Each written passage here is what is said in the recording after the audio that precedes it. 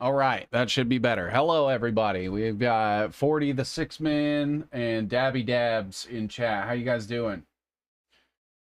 Today, we're going to be looking at Elon Musk and Peter Thiel for part 5. The web is getting pretty crazy. It slows down basically my whole computer anytime I try to do anything.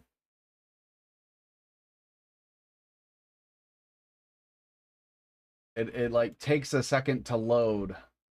But I thought that today we could look at Elon Musk, Peter Thiel part 5. But since okay, so I thought I'd go ahead and say some stuff before we get started. This web is gonna crash stuff soon. Dude, who are you telling? Like, watch this. Watch, when I zoom out, it goes slow. It's not doing it right now, but I mean, it kind of is, but it's rough. It's rough. What's up, Cocoa Biscuits? Oh, you just said that? Yeah. So a couple of things before we get started today. One, I wanted to see how people felt about me doing live streams that aren't specifically about mapping things out. Do you guys want me to do streams where I talk and maybe like discuss things and elaborate on stuff and explain how things work? Or do you guys just want me to continue mapping stuff out? I'd like to see more streams talking and discussing things. Dude, that web looks crazy. Mad research. Well done. Thank you.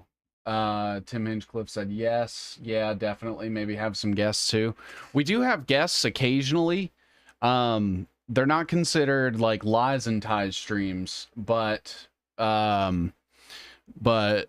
I've had Greg Reese on, Foundring, Christopher Bjerknes discussions, so we can clip it. All right, let's go. You guys are gonna clip me and get me in some gotchas. So I guess the news for today is that Elon Musk, bring people on, noted. Noted. So what we'll do next week then, you need to have Adam on. I do need to have Adam on. Hopefully something will happen with Israel soon, and I can get him in here to talk about the Mashiach prophecy. That would be good. That would be good. I feel like that's where he kind of outpaces me on knowledge. Have a Jew guest on? Why? What? I don't. Why? Why would I have what? It's happening. I'm kidding. Oh. So the big news for today is Elon Musk and Donald Trump are fake fighting. Elon Musk is upset that Donald Trump is going to pass the big beautiful bill that has all the concessions for like the DOD and Elon's contracts for his companies and the AI 10-year immunity, basically, where states can't do anything to stop the federal government. We have the Genius Act. Trump is playing the Antichrist role. See, this is what's weird, is I would think that Elon would kind of be the Antichrist role in a sense, because that would play better to Donald Trump's Christian base. Yeah, the big beautiful bill. I actually made a graphic that I posted earlier, showing the ties to like Michael Aquino and Michael Flynn and all that shit. It's here somewhere. Here it is. So maybe it'd be better if I hold on. Let me try something here real quick. Hold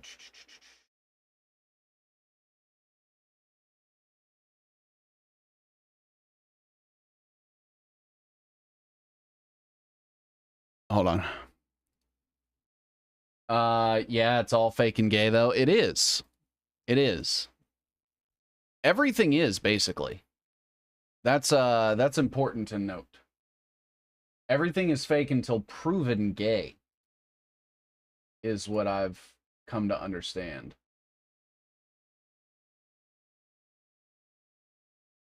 So I'm trying to figure something out.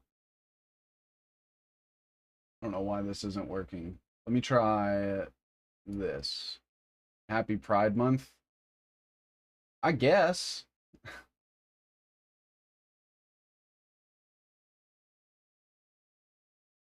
All right. Let's see here. Maybe I can just give me 1 second.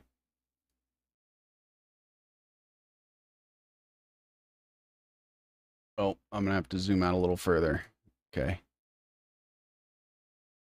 All right, I want to show you guys this.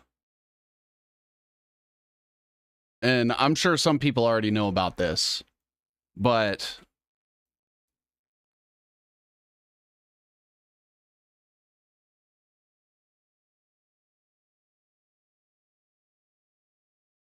we have some stuff here. QAnon, Paul Vallely, who wrote the PSYOP book with Michael Aquino, who's the Satanist. Happy Pride Month. Fuck that. Proud of what? What are people proud of? So in here, in this in-game, The Blueprint for Victory in the War on Terror, Paul Vallely, who worked with Michael Aquino, who was a Satanist that was buddies with Anton LaVey, right here, it even says, like, he was a Satanist. He started the Temple of Set as a high priest.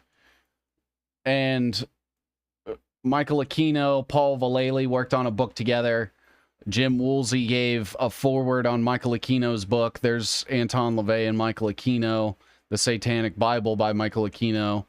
And what's interesting about this book right here, that Jim Woolsey gave a foreword on, is a quote by Reagan that says, "I call upon the scientific community in our country, those who gave us nuclear weapons, to turn their talents now to the cause of mankind and world peace, which falls right in line with like IP3. Oh, I guess you guys can't see that. Hold on. Which falls right in line with like IP3, which was IP3 International's plan to transfer nuclear energy from the U.S. to Saudi Arabia for use in a proposed joint U.S.-Russian project in possible violation of the Atomic Energy Act. And that included Mike Flynn, Jared Kushner. You had people from Genie Energy, which was Jacob Rothschild, Dick Cheney, and Rupert Murdoch. And then you had Gary Cohn, you had Mike Pompeo, Rick Perry, David Petraeus, and Robert McFarlane. And they were basically trying to sell all the nuclear energy shit. And I have stuff on like Jim Woolsey and all that shit on both the Michael Flynn and the Donald Trump webs. But I thought that was just interesting. I came across that forward by Jim Woolsey, and I thought it was something interesting to touch on. Oh, thank you for the subscription, Border Jumper. So today we have Elon Musk, who his brother Errol Musk was getting girls from Jeffrey Epstein, which I don't know how that connection got lost, but let's go ahead and put that back. You have Elon Musk, who went to The Edge, which was Jeffrey Epstein's tech dinner thing. You have Elon Musk, who was close to Al Sackle, who was married to Ghislaine's sister, Isabel Maxwell. You have Elon Musk's ties to Alex Spiro, who has represented Jay-Z, Mayor Eric Adams, Steve Bannon, and Brock Pierce. Subbed on YouTube, came from X, so I can play Catan while watching. Welcome to the stream. We're telling on everybody. That's the goal here. Yeah, big beautiful bill. That was the point of the highlighting the ties to the Satanist church. Is all these people are fucking Satanists parading around like they're do-goody Christians or something. And it's like, hold on.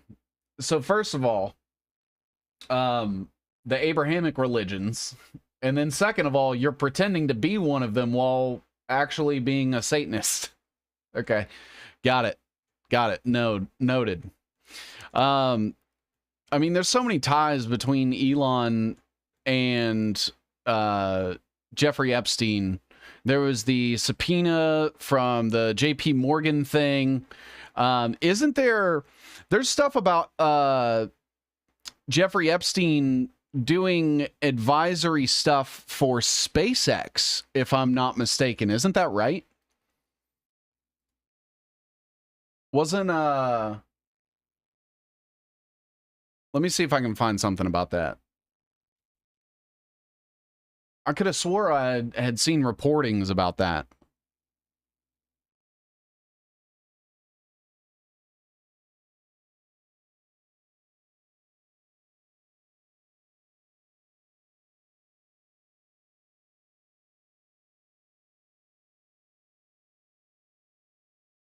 Epstein got a private tour of SpaceX in 2012. 7 is going to grow now that Palantir and Thiel are in the spotlight, we can hope. Man, I don't even care about growing necessarily. I just want people to get the information. And I'm so fucking skeptical of everything and everyone at this point that the only person that I can trust to give people the right information is myself. Now, I'm also just a guy. Like, I'm just a guy in his room with too much time on his hands and access to search aggregates. But it could be anybody. I'm not special or anything. But as long as people are telling the truth, it just seems like more often than not, everyone's just fucking lying. And that's why I do this in the first place, because I got tired of seeing people fucking lie all the time. Ian Carroll. No, but I could have swore that there was some sort of like official link between Elon and or between Epstein and SpaceX. Have to stay skeptical with everything going on, especially with AI going on. The lies are thick these last few years alone. They're lying with impunity. Yeah, I mean, they have access to the Supreme Court, the executive administration, Congress, the military-industrial complex, all the intelligence agencies, and all the big tech companies, and all the military contracts.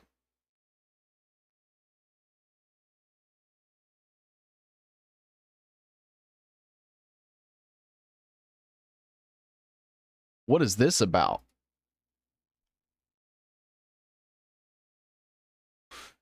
Elon Musk took significant action regarding his flight to Epstein's island. They're blaming each other and having disputes. Remember the private jet N628TS? Even the alleged wars. Oh, yeah. I mean, they basically just manufacture consensus.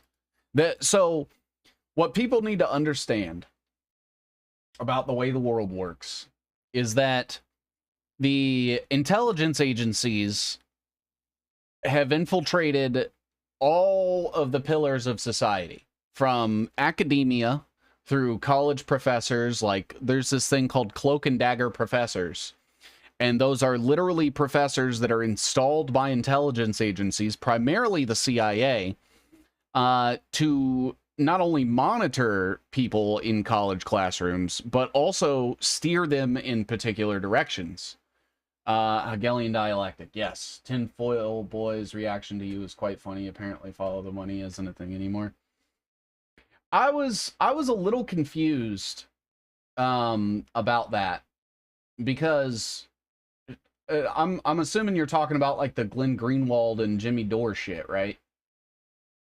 That's why Boeing is allowed to murder whistleblowers in broad daylight. Yeah, and Alex Karp is allowed to tell his investors that sometimes they just have to kill people.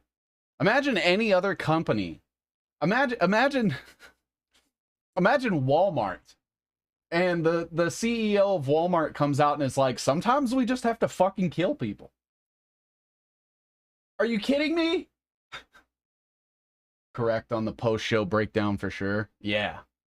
Yeah, but as far as the Jimmy Dore Glenn Greenwald thing, like, I mean, it's very provable that they're all getting money from like Eric Prince and Israel and the CIA and shit. I mean, I could happily go pull it back up, but that's the thing, right? Is it's like, okay, are they ignorant to whether or not this money's coming from here? And I'm like, well, you know, if you're going to be a political commentator, you have to know that money is what they use to control the people that they can't intimidate.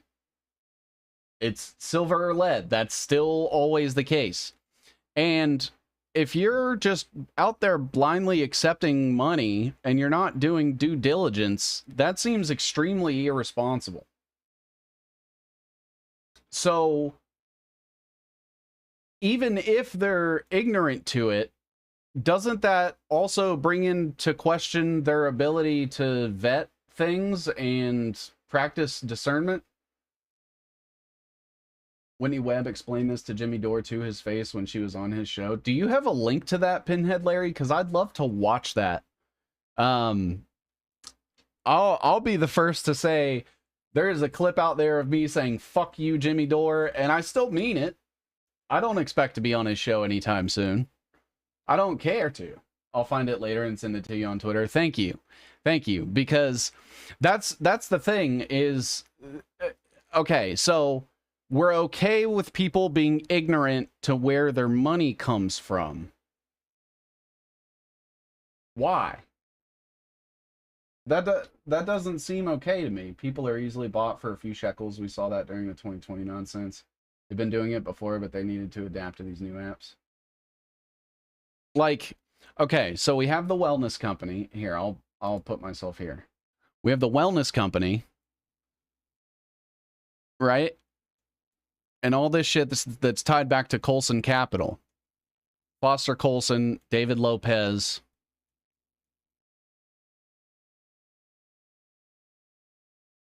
I don't know. Why is there... Did we make a connection between Lopez and Thiel? Oh, no, that was Linda's Health. Sorry, I lost it. Where are we at here? Oh, I went too far. Okay. David Lopez to Blackwater. Blackwater, Eric Prince, Peter Diamandis, Al Clark. Eric Prince, Alvin Krongard, CIA, Bankers Trust, Deloitte. Eric Prince, Frontier Services Group, and Unplugged Phone, which is just the NSO group. D-Wave Computer, can everyone see my comments? They should be able to. I7, happy to see you again. Yeah, he only has on other counter-narrative managers. Ooh, there it is.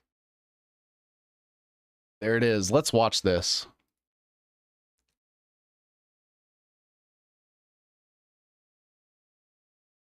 Yeah, so total information awareness was defunded by Congress not long after it was launched because every mainstream media outlet, the ACLU and organizations like it across the board said this will end privacy for Americans. It's like it's unconstitutional. So it was defunded. And why? What did it do? What did it do? It sucked up. It was going to basically spy on all Americans, total information awareness, right? And decide who was going to commit a crime before it happened. Yes. Terror attacks before it happened, bioterror, even pandemics before they happened, which is why a lot of the policies that originally total information awareness proposed came back during the Trump administration during COVID. And Palantir was the contractor for all of those. What do you know? So, but anyway. So TIA, so just to get, so this TIA thing, which came from Main Core. So TIA, they're going to use... it's related to Main So Core. related. So they're going to use every telephone call you ever make, every text you ever make, every Google search, every website you ever go to. They have a way of collecting. Ivan said, Jimmy is a slick gay grifter.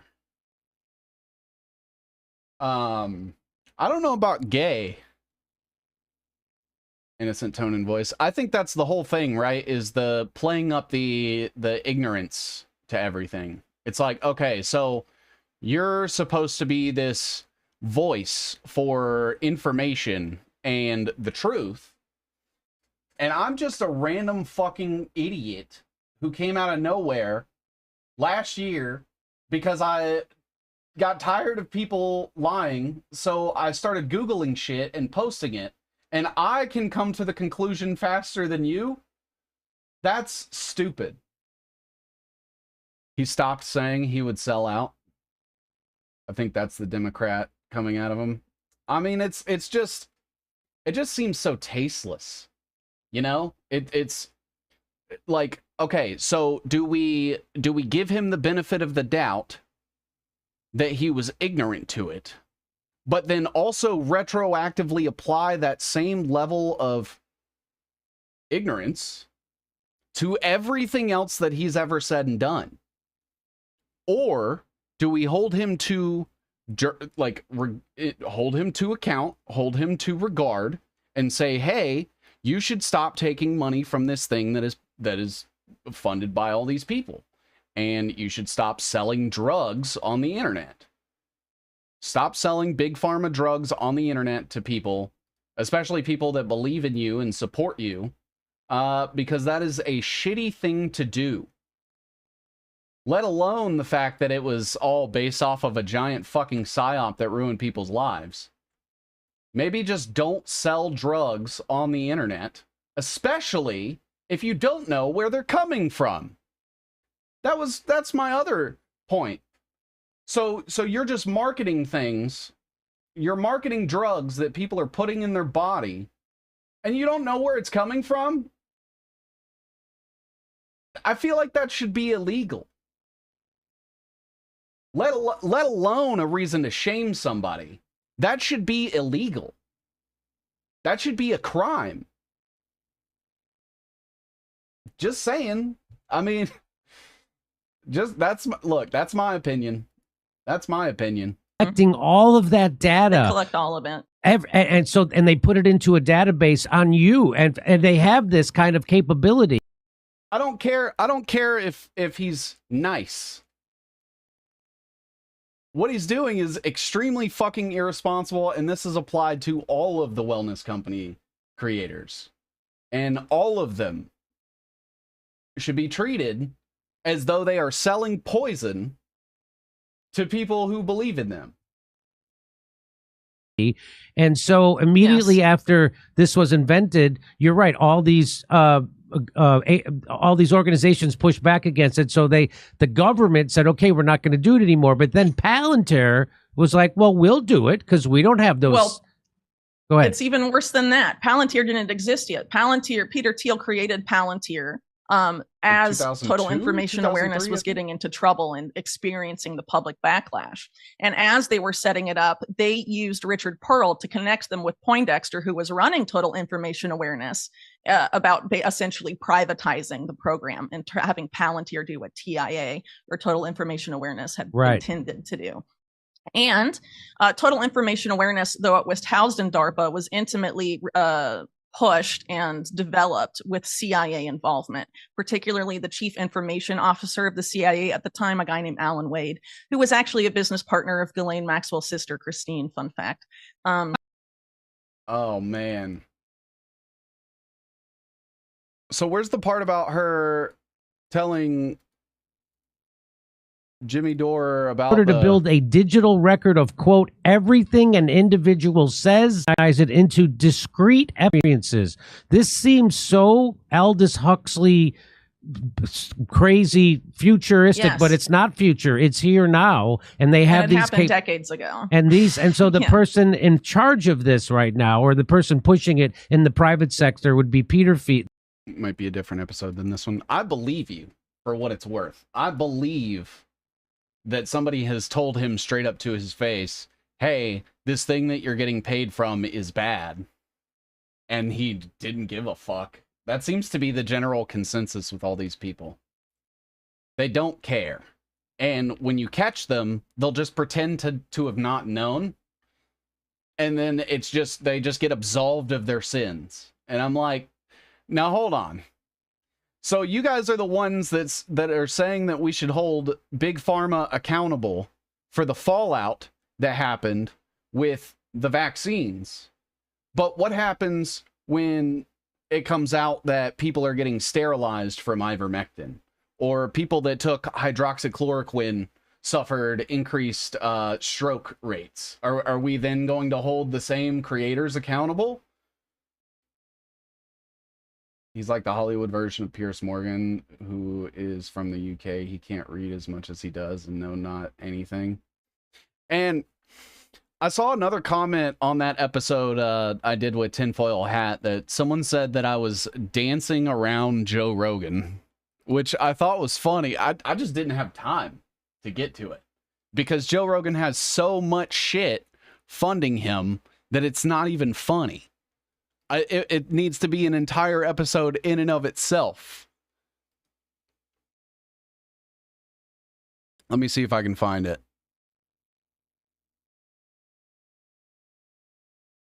Like, this is Joe Rogan's shit. Some of you watched me map this out, but it's just Israel, Unilever, BlackRock, something called Authentic Brands Group, Goldman Sachs, InQtel, WEF. It's all the same fucking bullshit. The NSO Group. He's sponsored by Oracle. Literally the fucking CIA. But yeah, I'd love to go back on there and specifically talk about Joe Rogan. I don't think that that's going to be a very accepted topic. But I don't give a shit. I'll talk about it. Might get edited out of the episode. I don't know. Who knows, man? Who knows? Like I said, I have a hard time trusting fucking anybody. But yeah, I think that the wellness company and everyone that's pushing that shit should be treated like they're pushing antifreeze on children. because that's essentially what it is, and that the children are essentially who their base is, and the people that are buying those fucking kits. Stop spending $300 fucking on this shit. Look, okay, even if you want to believe in the ivermectin bullshit, which is just a Merck big pharma product, stop buying it from the wellness company. If you're gonna do it, go to Tractor Supply or something. I recommend you don't take it at all. But if people are going to do, why, that's like going and buying name brand shit. I don't know. And they're trying COVID nonsense again now too. I know, it's fucking ridiculous. Okay, all right. So what else? So essentially, we know that the Elon Musk, Donald Trump, Jeffrey Epstein thing is all bullshit. Tim Pool 22923. What's that about? Said it's all planned out. Oh, it is. It absolutely is. It's been planned out for 100 years. You had motherfuckers in 1933 writing about the shit that's happening right now. 1933 by Harold Loeb.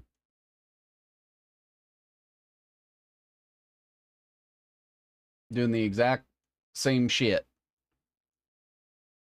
So I guess we could look at Steve Bannon, maybe, because he's been commenting on the shit, and he's wrapped up with like Brock Pierce and all kinds of other shit.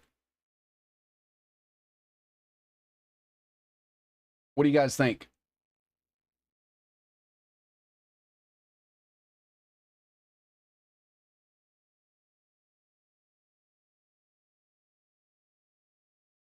Technocracy from the top, communitarianism from the bottom. Yeah, you had see, I'm almost wondering if it would behoove me to redo the map and start knowing what I know now. Tim sat down with Joe and Dorothy from Twitter and played like he was attacking them for censoring the right. Crowder and DW, Tim Cass, the quartering, Veritas O'Keefe, more specifically. That's how he got his start. Do Brock Pierce to embarrass Ian Carroll. Hey, and you spelled it the way I like. So Brock Pierce, I guess, yeah, he's tied to the Milken Global Conference, which I think, yeah, I tied Elon to that too. Brock Pierce. So what all is Brock Pierce tied up with? I know Epstein, I know Bannon, I know crypto.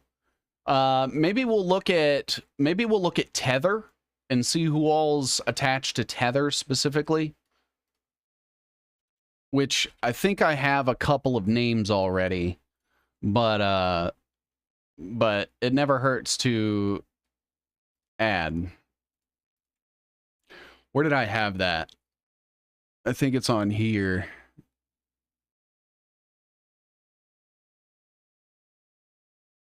Tether, China, Reeves Collins, Craig Sellers.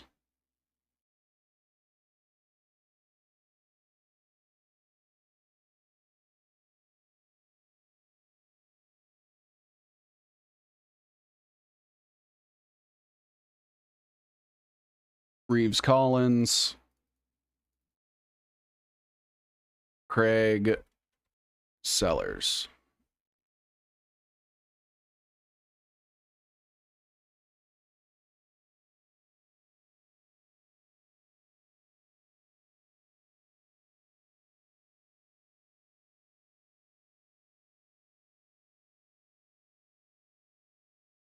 Found the Whitney Webb clip. I will happily play it.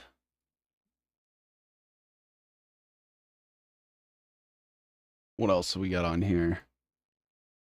China. Horizon Ventures, Justin Sun.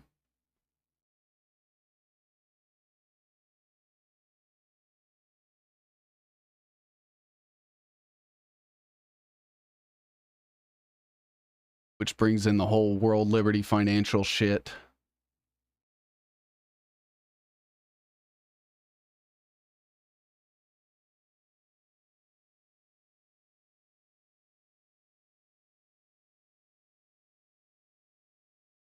Justin Sun. Stephen Witkoff. Eric Trump.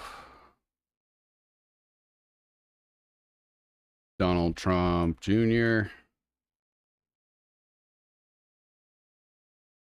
Zach Witkoff. A lot of people don't know that Stephen Witkoff's son runs the crypto company that Donald Trump's sons are in charge of.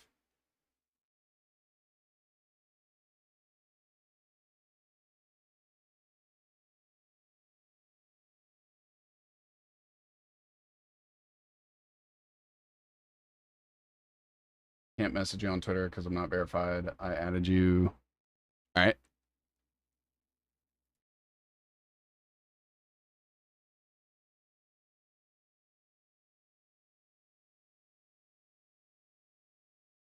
Them.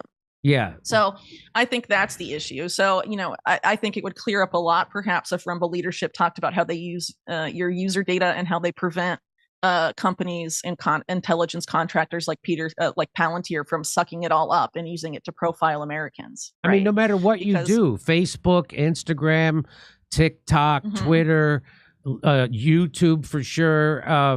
No matter what you do, there's someone sucking up your data. Yes. Right? So there's no getting out of it. She's like, yes, but does Jimmy Dore have a Rumble contract?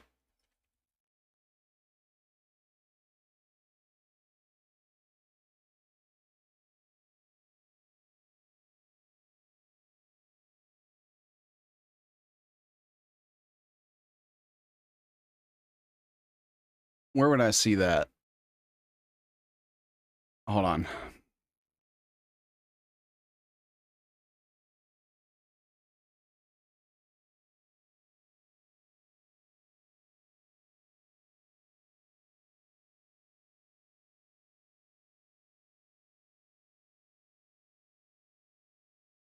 All right. Well, maybe I can't prove he does. Do you have a link to that? They always push to watch on Rumble. I'm always worried when I'm searching Twitter for anything because half the time I start scrolling down, there's just like porn with a keyword that I typed in. Like it'll just have like hashtag Jimmy or hashtag Rumble. And I'm like, man, I can't even look shit up anymore. But yeah, if I'll keep finishing this, but it's funny because he's like, no matter where you go, they're sucking up your data, and she's like, yes, and what about your contract, Jimmy? The getting out of it is finding other platforms or finding ways to try and be as anonymous online. But unfortunately, we're being led to a world in PayPal and some other Thiel connected companies. And really, most of big tech and the biggest banks in the country are part of this effort at the World Economic Forum called the Partnership Against Cybercrime, along with the FBI and the Secret Service and Israeli intelligence. And their goal is to have you have a digital ID in order to access the internet.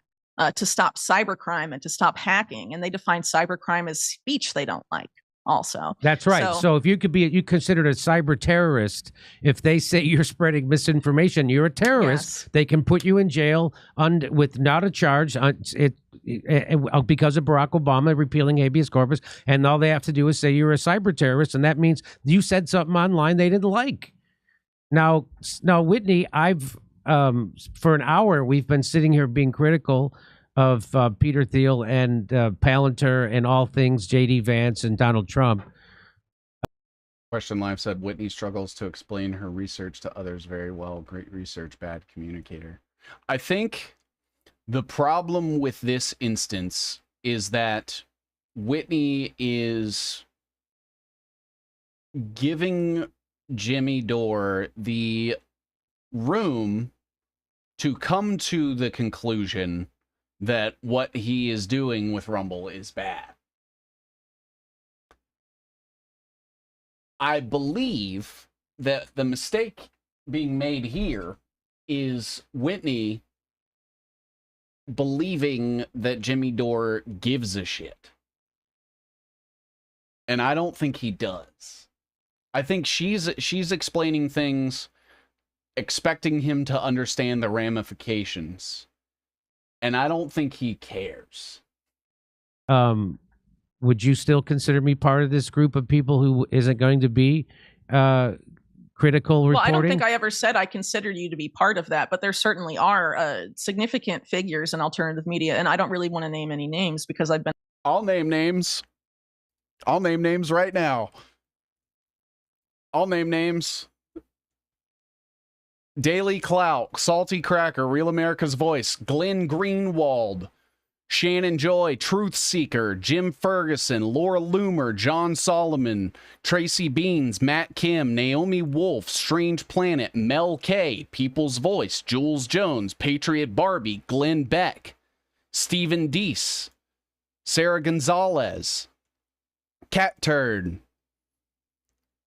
Ariane Wexler, DC Drano, Chad Prather, Benny Johnson, Liz Wheeler, Brett Weinstein, Alex Stein, Kyle Seraphim, Alex Clark, The Quartering, John Frederick, Sebastian Gorka, Kelly Victory, Died Suddenly, Kim Iverson, Viva Frey, Fresh and Fit.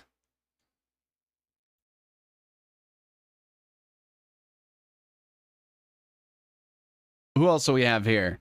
X22, SGT, Clay Clark, Flyover Conservatives. There's Mel K again. Stu Peters, who just rug pulled his fucking crypto coin, asking me to come back on his show. Come on, dude. Steel Truth, which is Ann Vandersteel, who's tried to fucking say that I'm like, she tried to say that I'm Mossad. Ann Vandersteel tried to say that I'm Mossad.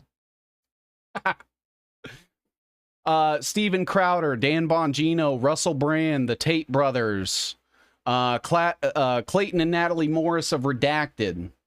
I'll name names. I don't give a shit. On some of their shows as well. So you're compromised.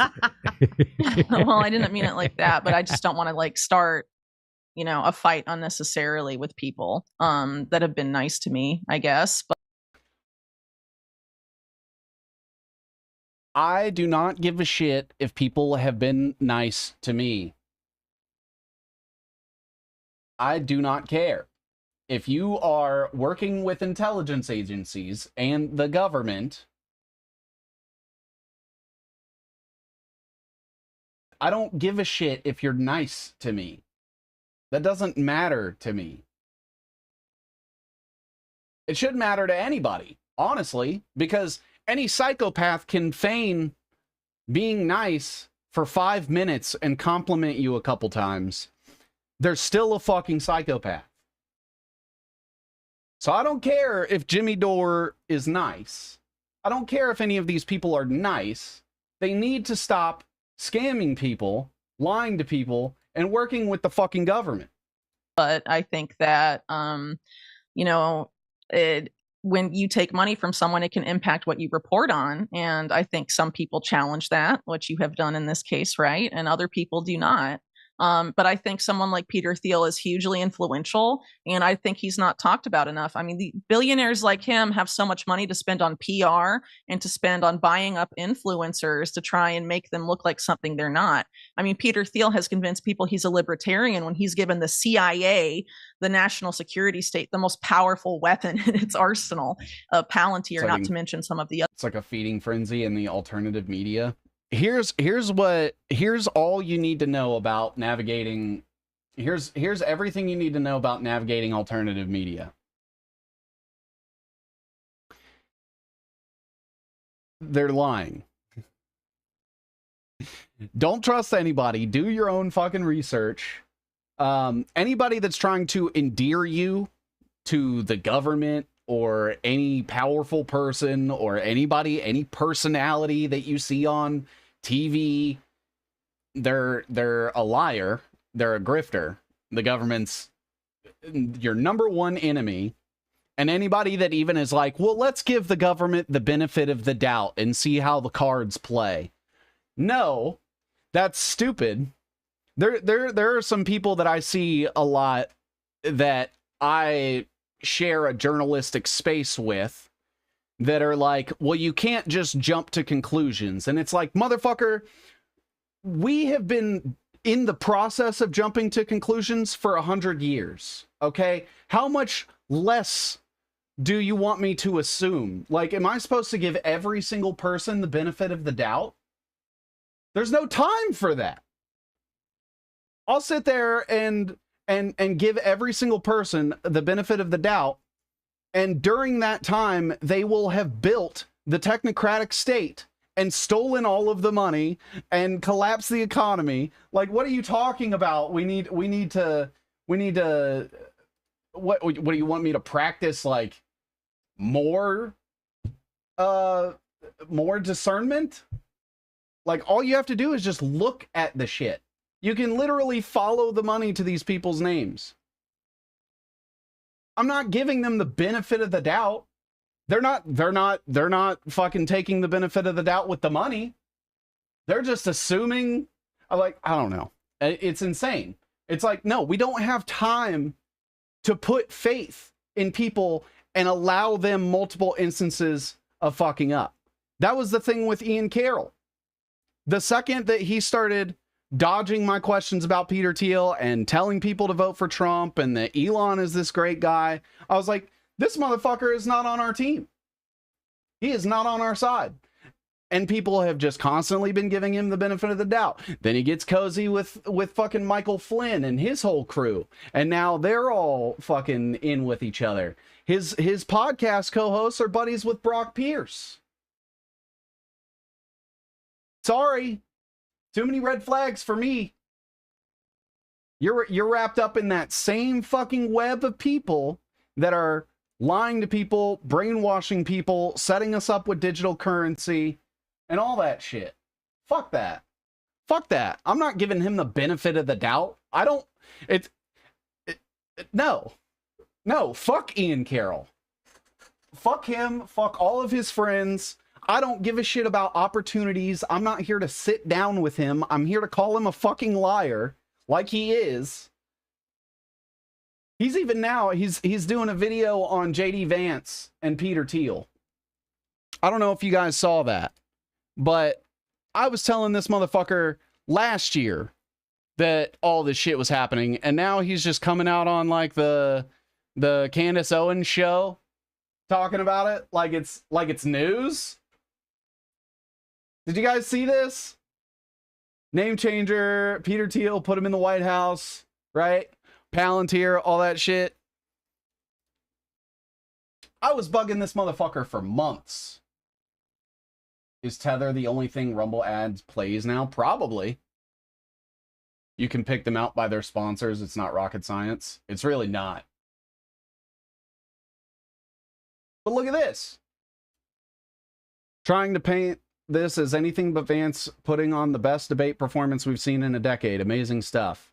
And I said, now do some investigating into the type of person JD Vance is and realize that he's just as shitty as Walls, no matter how much Peter Thiel is paying the alt-right to say otherwise. And then this is me commenting about JD Vance changing his name, working with Purdue Pharma and the Sackler family, worked for people who fueled the opioid crisis, oversaw the land grab and poisoning of Palestine, Ohio, funded by Peter Thiel, gave him the largest donation for Congress in history. But, you know, Mr. Revelation here, Mr. Best Researcher, because he can Google who owns the grocery stores. Best debate in a decade is not saying much at all. Yeah, that's true. We've never really gotten a good debate. Not in my lifetime. Is The Last Refuge on that list? Been trying to see if he's on the payroll. The Last Refuge. I can't say that I'm familiar. And I don't think he's on my name or on my list. But you could always do Where'd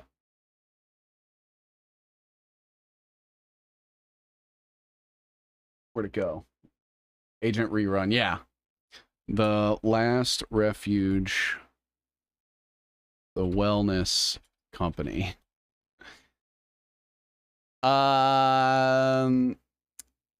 Okay, so I don't think that they have a page on there, but what's the Last Refuge's name? The Web of City Lights.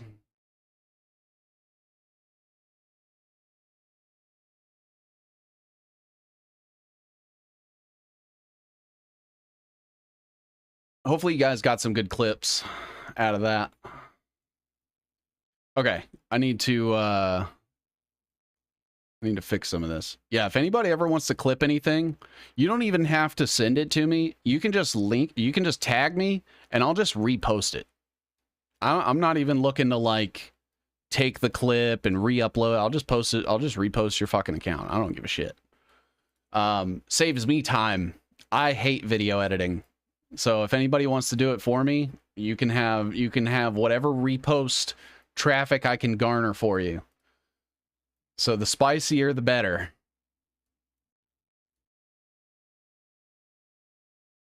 Justin Sun to Tether.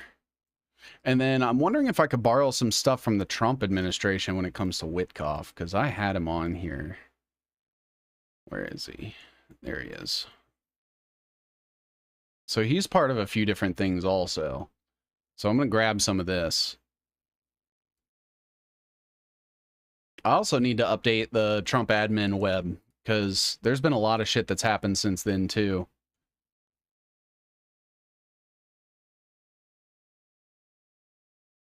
Dude, what about Mike Pompeo being 100 pounds less in 3 months? Or what was it, 6 months or something? Motherfucker's on Ozempic. Totally gonna clip the I'm gonna name names part. Do it. Do it. I don't give a shit. What are they gonna do? What are they gonna do? Say I'm lying? Okay, let's just pull up your fucking wellness company page then.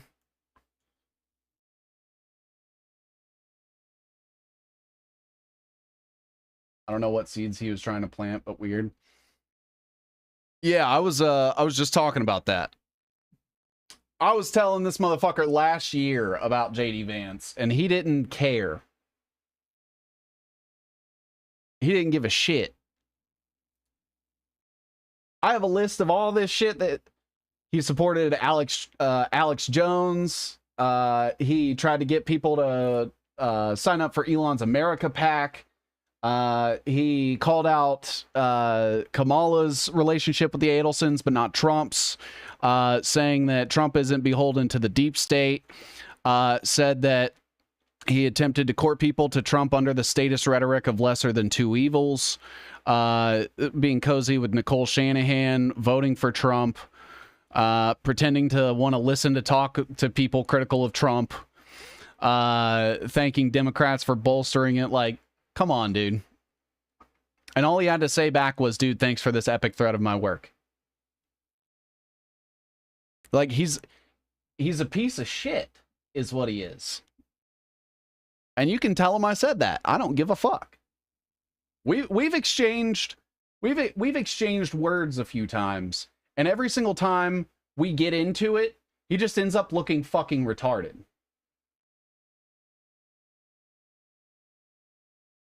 Hold on.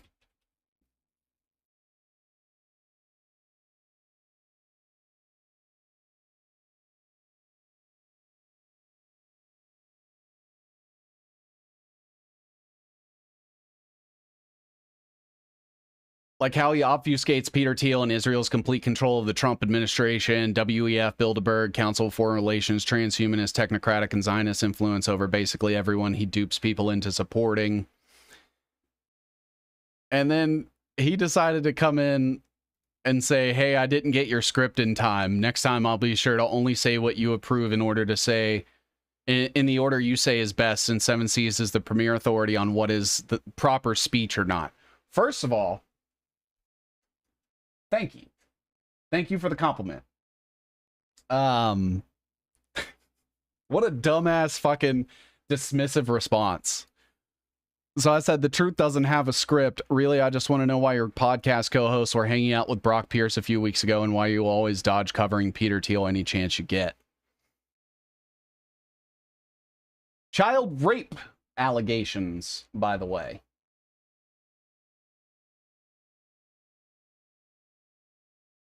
And he said, I've covered Peter Thiel numerous times, but no, not in literally every video. And the fact that you don't know this tells me you haven't followed my content all that closely.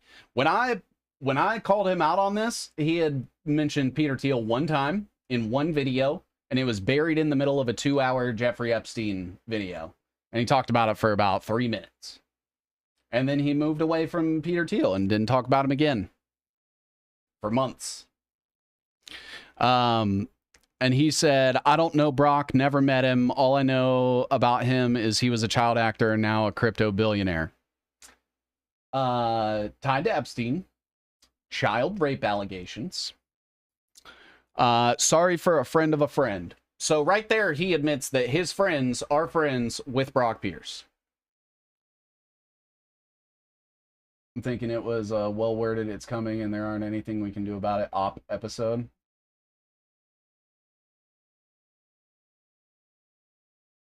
Jimmy's a soothsayer. Have you seen Ian's? Oh, yeah. Yeah. I mean, that's definitely probably what that is. I said, weird you'd think your extensive covering of Epstein that Brock's name might have come up at some point, because Whitney Webb has reported on Brock Pierce and Jeffrey Epstein. Ian claims to read Whitney Webb's books. Doesn't know who Brock Pierce is. Very weird. If I'm not able to find but one single instance of you mentioning Peter Thiel's specific involvement with Carbine 911, which you conveniently left out of your Elon ratio and nothing else, don't you think that's an issue considering how tied to the Trump administration the PayPal mafia is? During your live stream with Derek Bros, you seem to not understand Thiel's role in things according to you. So that changed somewhere in the last 3 months then? Do you have any links I can see that content at? And why haven't you addressed any of the other issues with the Trump administration? They are out there in the open for everyone to see, so it seems that it's either avoidance or ignorance that is influencing you when supporting him. Care to elaborate on that at all? You stumped for him an awful lot. I left you a list last time that you also never addressed, which was the list I was just showing you guys. And maybe you should reevaluate the company you keep because your friends are friends with someone with child rape allegations that were levied against him and had ties to Epstein of the child sex trafficking empire. This isn't some off-color joke or controversial opinion that was had.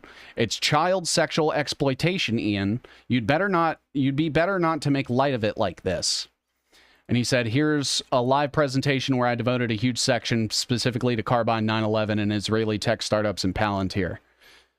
I said, yes, I'm aware of this one time you mentioned Thiel. This is the exact one time I referenced in my content. You said, I've covered Peter Thiel numerous times. And when you try to provide an instance, it's the single time I'm talking about. Do you have any other videos that cover Peter Thiel? Because again, I don't see them anywhere if there are so many. You also don't mention how influential him and the rest of the PayPal mafia are on the Trump administration. He literally groomed our current VP, J.D. Vance. David Sachs is also in Trump's cabinet. Elon is running Doge. Now, again, I told him that J.D. Vance was groomed by Peter Thiel. And now here he is. Oh, guys, look at this. This is going to be a tough pill to swallow. Did you guys know this? So do you have any videos on this at all, or covering the hundreds of things Thiel is involved in financially? Where are these numerous times? Because that seems like a lie to me. When your supporters come in to defend you, they also can't provide any more instances of you covering Thiel either, but maybe they aren't following your content closely enough. Just tell the truth, cover things without bias, criticize things that are corrupt without any partisan omissions. Any distortion of the truth is just propaganda. Your continued efforts to do exactly this makes you a propagandist. I have nothing else to say to you. This has become pointless because you're still avoiding the entire conversation. You're just dropping surface-level critiques of me, asking you valid questions about your authenticity and integrity, and I'm far from the only one. I'm watching you to help walk people off a cliff, and it's disgusting. And then he never responded. He's called me a troll. Do you guys remember the one time there's a clip of Ian Carroll saying that Eric Prince is not a bad guy. I'm sorry, what? We're talking about the same Eric Prince that massacred people, right? We're talking about the same Eric Prince that created a phone that you plugged on Joe Rogan that was set up with the NSO group to spy on people. That same Eric Prince, right? That was the dagger off the cliff. Yup. Yup. Yup. So anyway, yeah, that's him. That's who Ian Carroll is. I mean, I have so much shit that I could show you guys, but does it even matter? Like it's gotten to the point where I feel like I did it. It's embarrassing for me to waste time on him at this point. Anybody that's still authentically engaging with Ian Carroll to determine whether or not he is a plant is wasting your time, because he is. Sorry. Ain't no benefit of the doubt coming from me. All right, so I need to get Stephen Witkoff's companies and shit in here. So Stellar Management.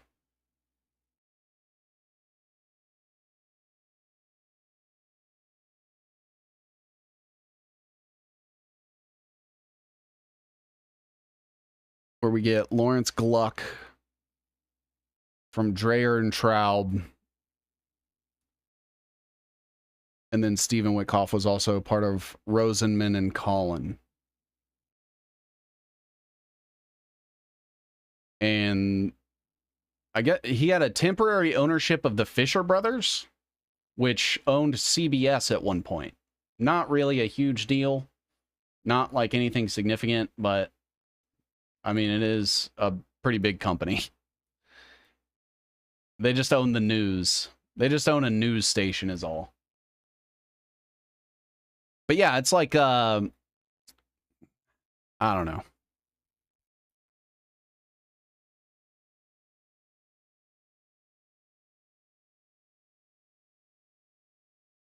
I feel like I'm about to piss off a lot of people, but anybody that's telling you to like give people the benefit of the doubt or anything like that, I'm so fucking over it, dude. We don't have time. We don't have time to trust people that do shit that is shady.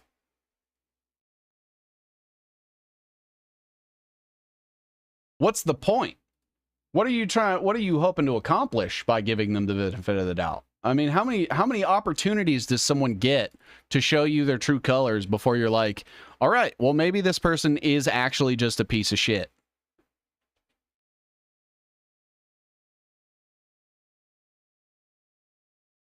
Because to me, I would say everybody gets one chance. You fuck up, you make a mistake. It happens. It happens. I've made mistakes in the past. If you do it again, sorry. Witkoff suggested that Syria's new leader, Ahmed al-Shara, may have changed since his association with Al-Qaeda. Wikipediaphilia. Yeah, Witkoff is there to set up the Gaza beachfront property. He's one of Trump's property management buddies from the 80s. And I believe when he was working at Dreyer and Traub, that was when they gave a testimony to help Trump out when he bought, was it the Hilton? Something about the Hilton, and there was like a character thing. It was like a character witness thing, and Dreyer and Traub like spoke on Donald Trump's behalf, saying he was a good guy. I can't remember the details of that, but something to that effect. And since then, him and Trump have been buddies. So at least since the 80s.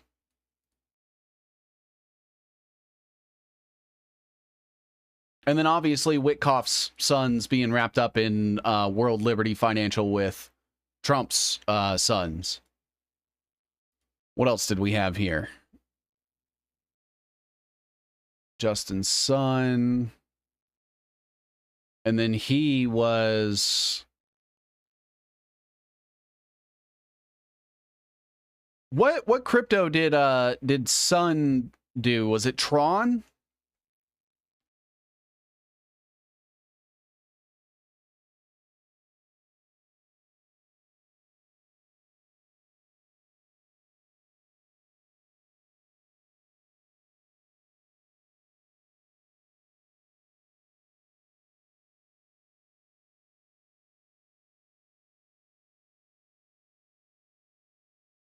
I can't remember. I think it was Tron. But probably not.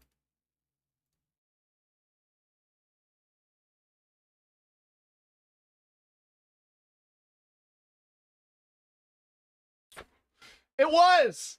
I remembered. Holy shit.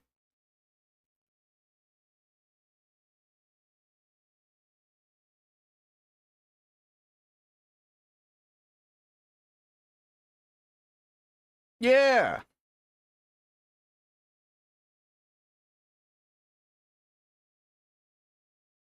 I can't believe I remembered that. I thought I memory hold that.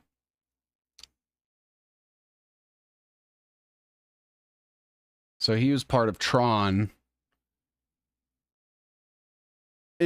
So Tron is probably tradable on World Liberty Mutual. Or World Liberty Financial. I'd almost guarantee it.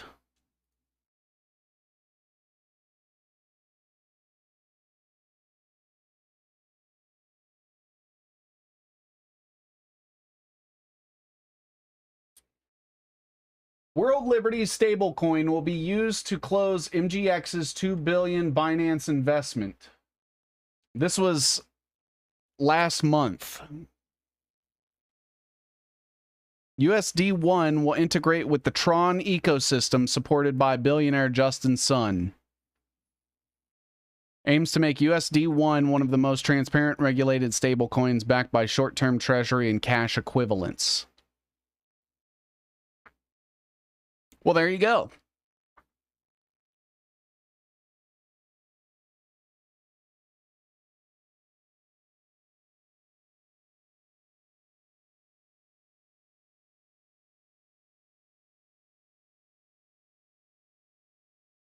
So USD1.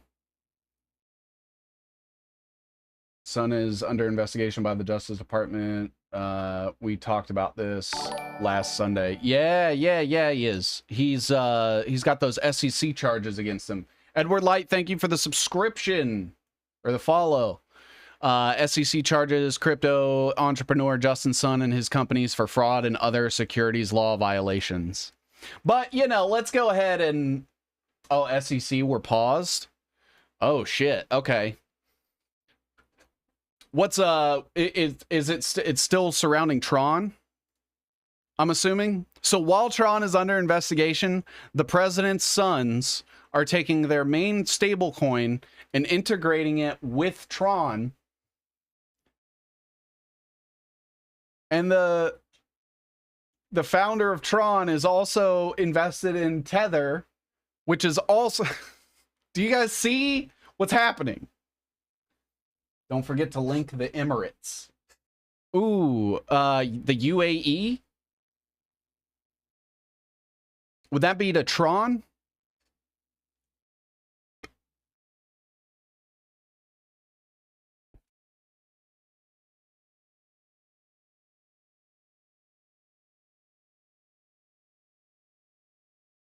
$2 billion.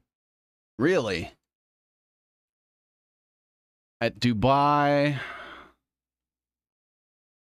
Abu Dhabi, MGX. Okay, so it's through... Okay, I see.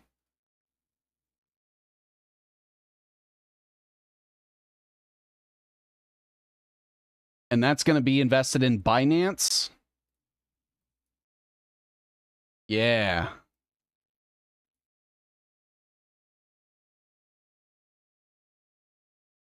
I guess we'll go the other way. MGX and Tron.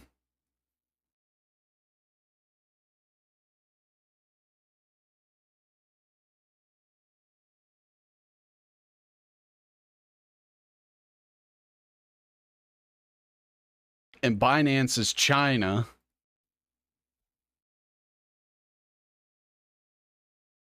All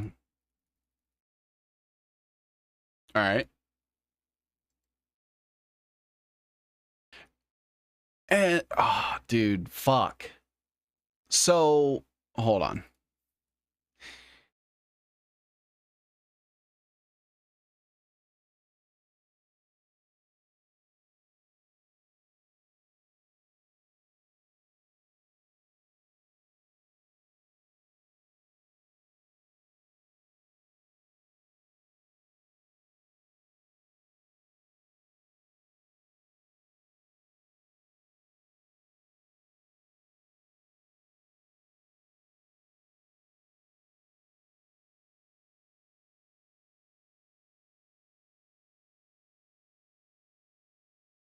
So we have the UAE. I'll show you guys where I'm going with this. It's everything you have the UAE MGX tied to. Well, no, but the UAE runs this thing called the Mubadala Investment Company. And it's being funded with Abu Dhabi state money. Here, it's going to be kind of hard to explain, but I'm going to do my best. So, let me just make sure I get all this right.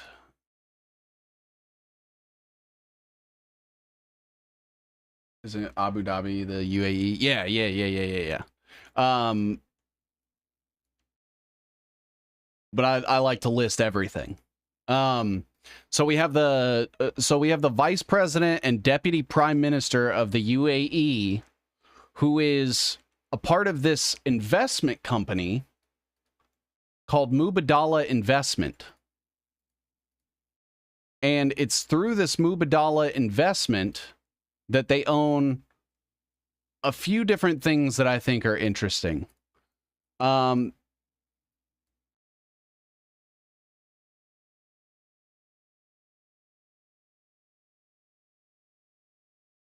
So it's tied to, obviously, Abu Dhabi, but they have the Mubadala Investment Company. Might put this here. This shit's crazy. When I learned this, I was like, oh my God, we're so fucked. They both invested in the International Petroleum Investment Company. Right, so just oil. But wait, there's more. So we have Mubadala Capital, which is also owned by, it's like basically an investment wing of this investment company. Mubadala Capital gave money to Novalpina Capital, which was one of the primary funds for the starting of they're one of the primary finance budgets for the NSO group. But wait, there's more.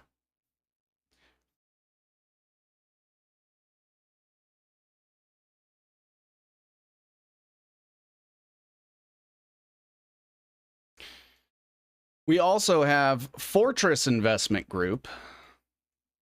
And this is where things get crazy. Fortress is also owned by Mubadala. Okay. will be conducted using a digital currency created by World Liberty Financial, the Trump family's cryptocurrency. You got to get the kids. See everyone later, fam. This is great shit. Thanks, Andy. Thanks for stopping by, brother.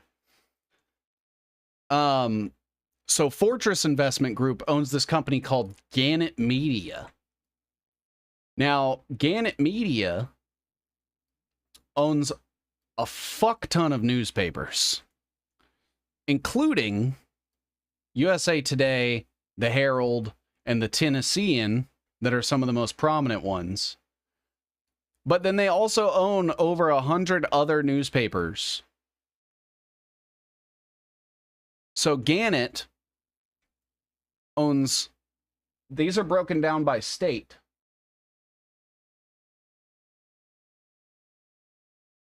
In each state, they own one of these newspaper companies. And it's the newspapers, the magazines, the websites. I mean, you have 2, 4, 6, 8, 10 just in California alone. In Florida, you have like 20. In Massachusetts, you have 3 columns of newspapers. New York, North Carolina, Ohio, Pennsylvania, Texas, all the way to Wisconsin. And that's all by this Gannett Media, which is owned by the Mubadala Investment Company through Fortress. Now, Fortress wasn't always owned by Mubadala. It used to be owned by SoftBank. The same SoftBank of Operation Stargate. So before the United Arab Emirates owned it, Japan owned it.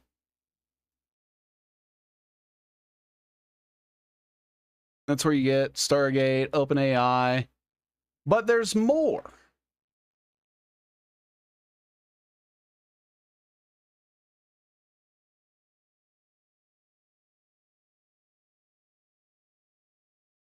And I'll tie all that back later. You have Mike Reed, who is the CEO of Gannett currently.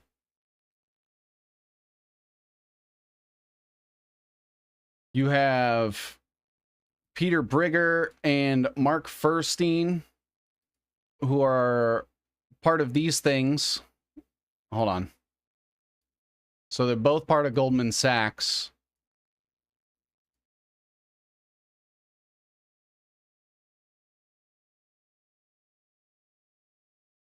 You have American Commercial Capital and Coronado Advisors. And those all come from Mark Furstein. And then he is part of the Fortress Investment Group. And then the other person is Peter Brigger.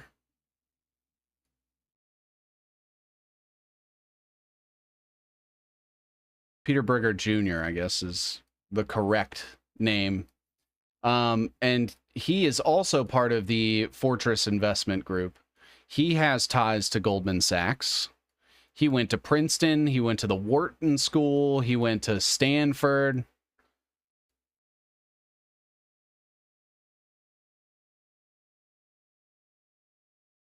So the same Wharton School that Elon and Donald Trump went to, the same Stanford that Peter Thiel went to. He was part of PayPal, Peter Thiel's PayPal, and he's part of the Council on Foreign Relations. And this guy runs this Fortress Investment Group. NewsQuest, a subsidiary of Gannett, is big in Britain. All of them are. Of course we do. Massachusetts. Yeah, and this is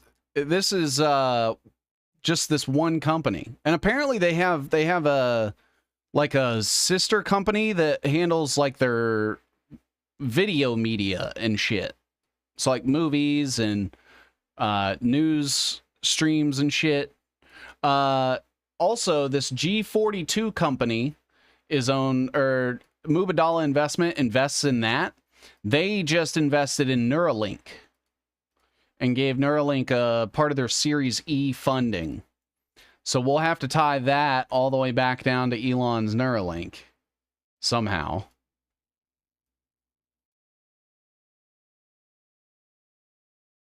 CFR Bilderberg Group 2024. Yup. Yup. You already know. So we have Peter Brigger.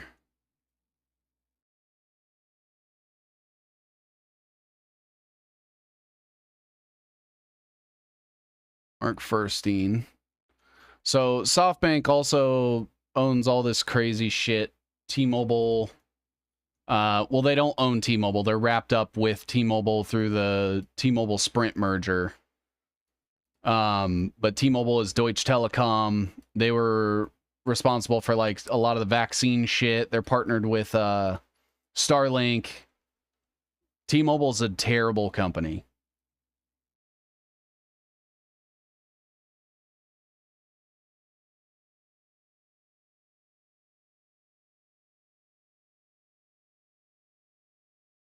SoftBank is invested in WeWork.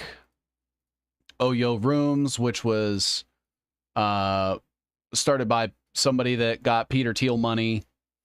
You have Alibaba, and you have ARM, the chip manufacturer.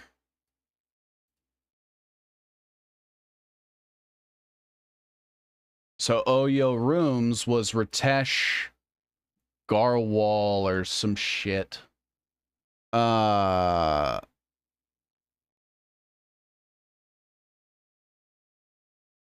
not sure if I added him on here, but I need to. I think he's on my Trump administration one, maybe.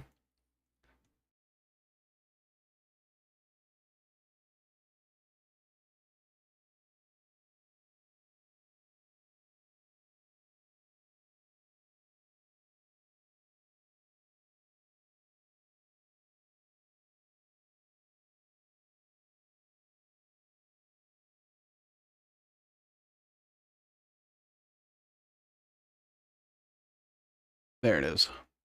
Ritesh R. Agarwal.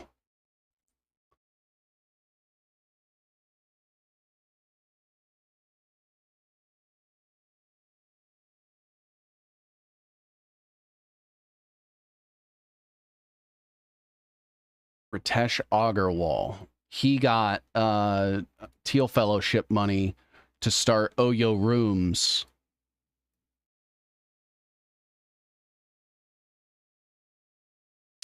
Oh, look at that. I can get rid of that Stanford and just tie Peter Brigger down here to this one. Sweet. Okay. And then I think I can do the same with PayPal.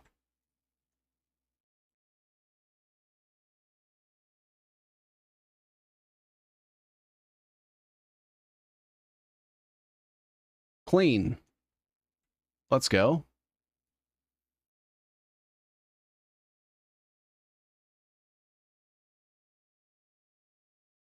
G42 needs to go to Neuralink. Oh, shit. Okay. G42 to Neuralink. Oh, no.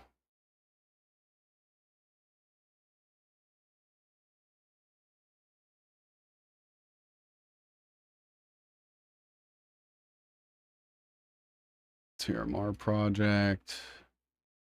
Elon's in the way. There we go. Okay. What else do we have? So we also have Mubadala is invested in this Ian Plus group, which is out of India. They're invested in Google's Waymo cars. And they own this thing called Global Foundries, which is a chip manufacturer. And I don't like that they are part of that.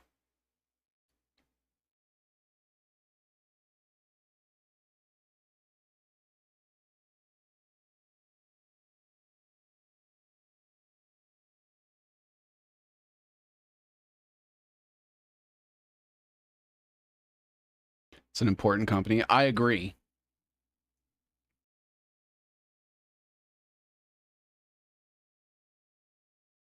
All right, what else do we have? Hello, FTI, fun times indeed. How you doing? CFR Bilderberg Group. Thank you for the subscription, Vanessa Graves. So I want to get more into Reeves Collins and Craig Sellers, because I believe Reeves Collins, wasn't he one of the ones that was wrapped up with Brock Pierce during the Digital Entertainment Network stuff?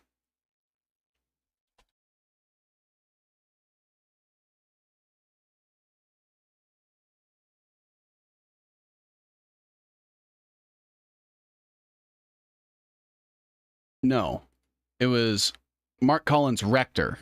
That was my fault.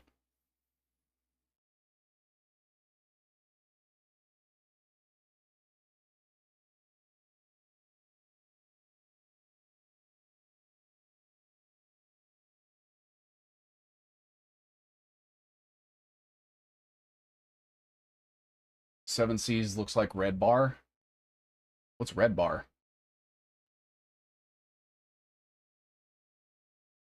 Brian Singer. Collins Rector, Shackley. Okay. Yeah, not the same. So let's look into this Reeves Collins guy.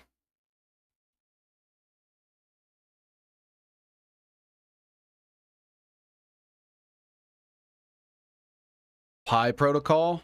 Did he found Pi?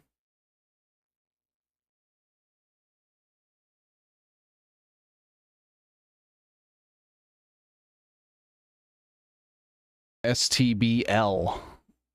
Wi-Fi, Super Soul, Block 12, Tether, or Block 5.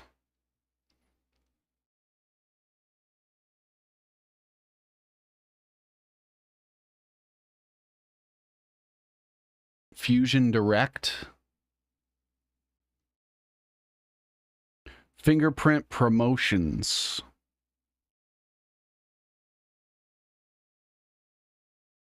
Red Lever.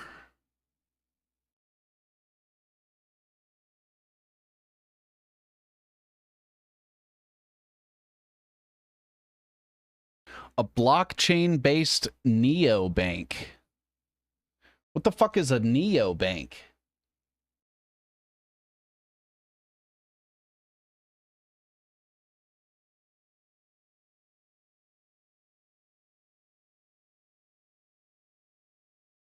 Block 1, Bitfinex,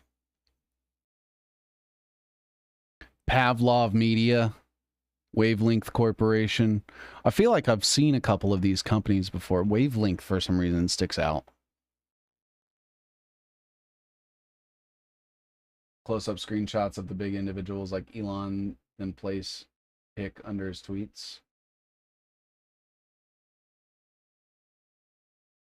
To force them to cover the connections. What, like this?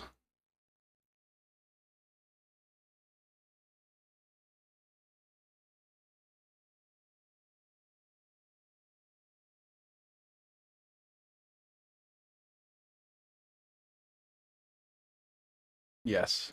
Red Bar is the man. It's a compliment. I'll take it. I'll take the compliment.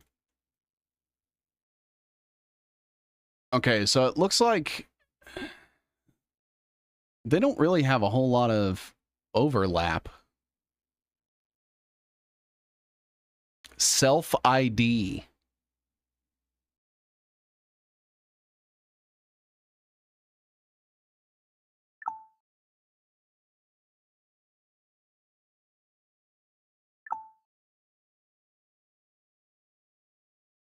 So this is Craig Sellers.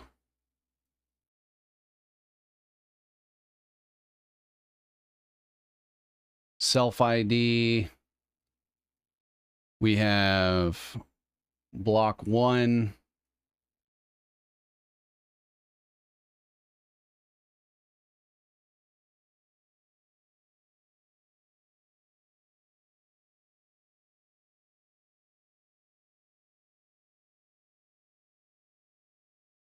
We have the Omni Foundation.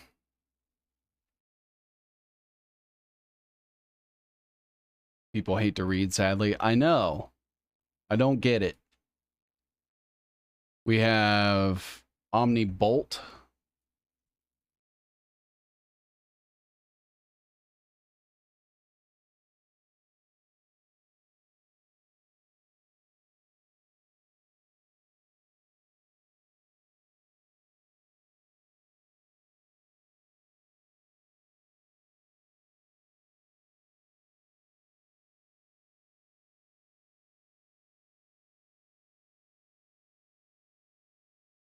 I guess that's good for now. I didn't see any that like particularly stuck out except for this self-ID one is concerning. New 7 Cs before you got famous, best in the business. Hey, what's going on, everybody? What's going on, everybody? Hope you guys are good. Keep up the good work. I'm trying my best. Got a bunch of fucking people out here falling for bullshit, dude. Makes no sense.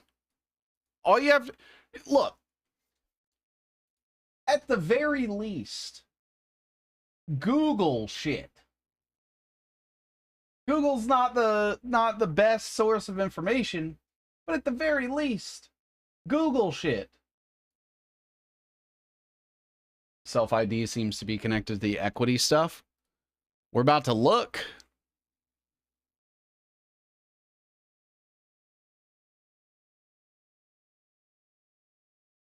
Who else is involved with this? Nobody I know.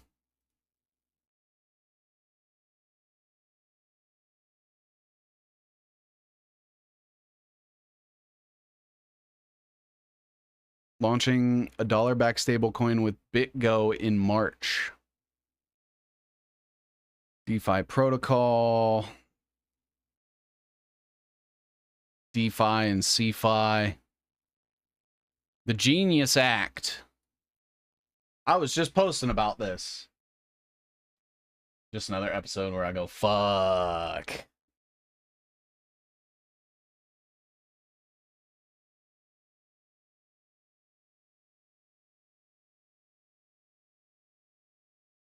And then, so who's part of MGX?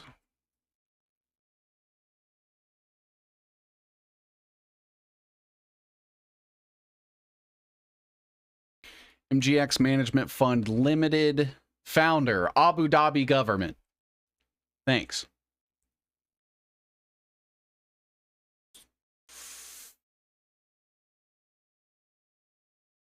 He chairs G42 and MGX. And he's the national security advisor to the UAE. What the fuck? That doesn't seem legal. What the fuck? Enjoy the 11 cents. So I found out that I get paid about 1/10 of a penny per view. Very robust mind map. What software do you use? This is Obsidian. It is free. Unless you want to sync it between one device and another device, and then it is $5 a month. So we have him, who is the director of the NSA.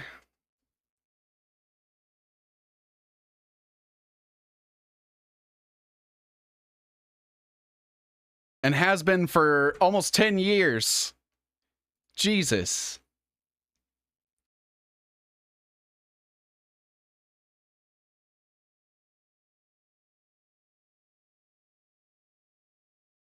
So he is over MGX and G42. What the fuck? I didn't know that.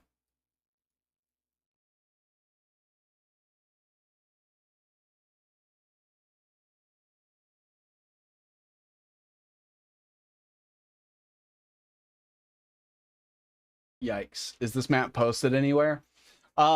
Usually what I'll do after I do a stream and I add a bunch of stuff to it, I will upload it to a Dropbox, and then I'll post the link. If you just search Dropbox on my profile, you can find full versions of all of my webs. And if you ever do download them and you see that I'm missing something or something needs to be added or something like that, please feel free to call it out. Just became a monthly supporter. I guess Rumble does not notify or declare. Keep on keeping on. Thank you for the support, Purple Glue 72. I appreciate that a lot. I think the best place now, and look, this is going to seem a little grifty, but I promise it's not. If you want to give me support without also supporting Peter Thiel and Rumble and Elon and shit like that, my link tree in the description has a couple other places that you can donate to me and stuff. And not only does more of your money go to me directly, but it also doesn't go to Peter Thiel. But thank you for the support, Purple Glue 72. It does mean a lot. It means a shit ton that you guys are willing to be out here and support. Advertise how to support you. It always just makes me feel shitty, though. Because, like, I'm not doing anything that anyone else can't do. You know? Like, I don't know. I've been getting massive imposter syndrome. And I used to do door-to-door sales. And I hated it. And it always made me feel dirty after. Like, anytime I did end up selling something to somebody, even if I was saving them money, it made me feel dirty. So I stopped doing it. And this just gives me the same feeling. If I'm like, hey guys, go buy my merch, go donate to me, go give me money. I'm like, man, I feel wrong. Like, I need to pay my bills and this is all I do. But I don't know, man. It's like every time I ask people for money, I feel like I need to go take a shower. What else has this guy done? Spying on political opponents. Deals to resell Russia's Sputnik vaccine. Qatargate.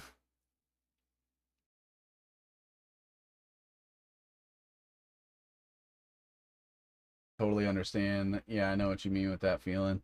Yeah, because it's like, I mean, I also have money problems and shit is expensive and it's hard to live and it's all these motherfuckers' fault. I don't want to take money away from you guys.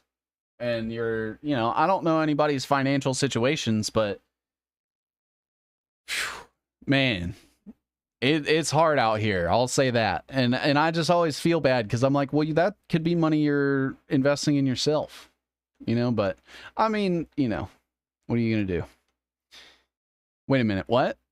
Chairman of Abu Dhabi Developmental Holding Company, a state holding company worth $110 billion.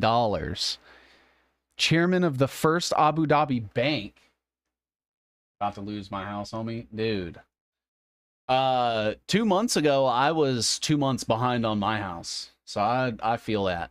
Well, maybe, yeah, I guess it was 3 months ago now that it's June. But yeah, back in March, I was pretty close to losing my house too. You're a good dude, Seven. Appreciate you. 7C's battle helmet. Can't get a job, stuck in civil court, being an activist, and being labeled a domestic terrorist because of it. What? The fuck? I'm being sued. I don't know if that matters to anybody, but someone is suing me for money. I don't even know if I can show you guys this, but I got a civil summons, or yeah, I got a court summons because I'm being sued for like $15,000. I'm like, dude, I have negative $94 in my bank. Good luck. 53, single dad, autoimmune freaking diseases, sons on spectrum, hard to find the time for deep research.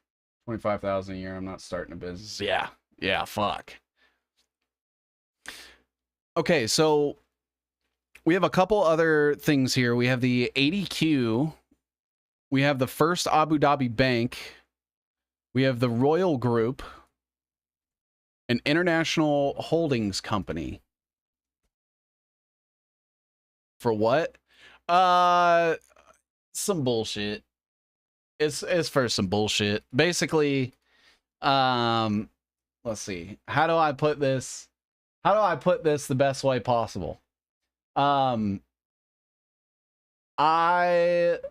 took out a loan last year. When I was still, or was it last year? I think so. No, I don't remember. Anyway, I took out a loan when I had a job. I quit the job, and stopped making money because I started doing this full time. And I stopped paying them. And that's why they're suing me. I don't have any money. So they're suing me to try to get money. Like, fucking joke's on you guys. Ian Carroll come for UAE. Or in a yurt. Yeah, no, the suit is absolutely me. But still. It sounded good when I said it, didn't it? I just don't have money. What do they want me to do? Yeah, exactly. You can't squeeze blood from a turnip. Good fucking luck. You guys are going to spend more money on the legal proceedings than you're going to get out of me. Because I don't make any money. I've told them this. Share the live, y'all. Let's boost the numbers. Let's go. Let's go. I need to add all this shit in here. The Abu Dhabi Development Holding Company. That just seems shady. And this guy's in charge of it, and he's in charge of the NSA for the country. So I have to see what else he's wrapped up with. I don't know how to share. No cool friends and no social media because I'm cool. Yeah, dude. And the money is fake on top of everything. That's the craziest part, right? Is the money is fake. All this company invests this much money into this company, and this company invests this much money. None of that money is real. That's just money they're making up out of their books. And they're like, here's money. And then that makes the value of the company they're investing in go up. And they make more money. It's all just a fucking sham. Everything is a fucking lie. The entire world is just a giant fucking gotcha.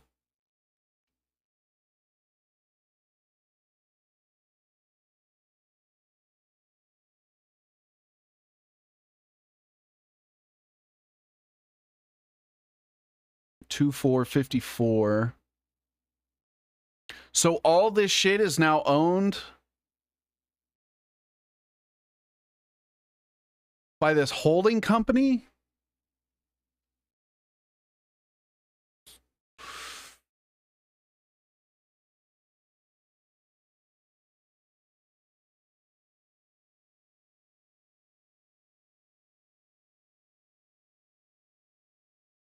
Signed a deal, Ras Al Hekma, on Egypt's Mediterranean coast.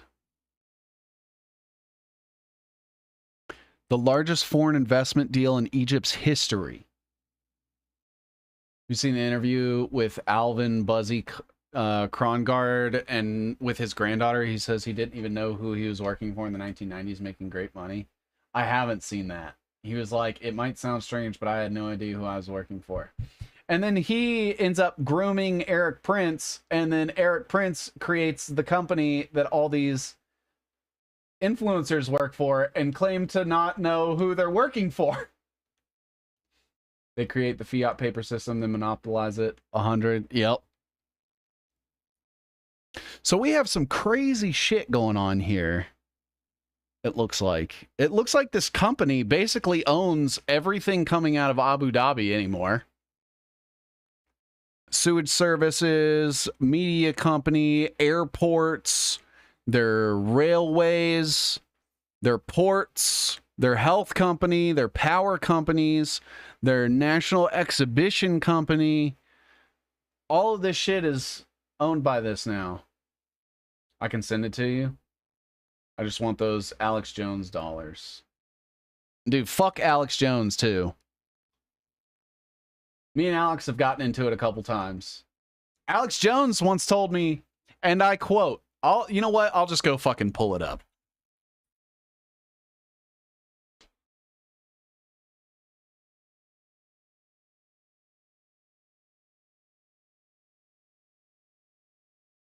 Alex Jones told me not everything's a conspiracy.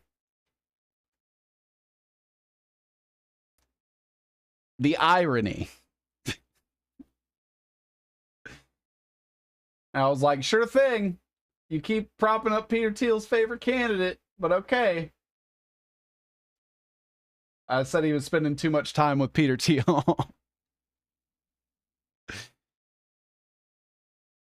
You know what? I'm going to repost this.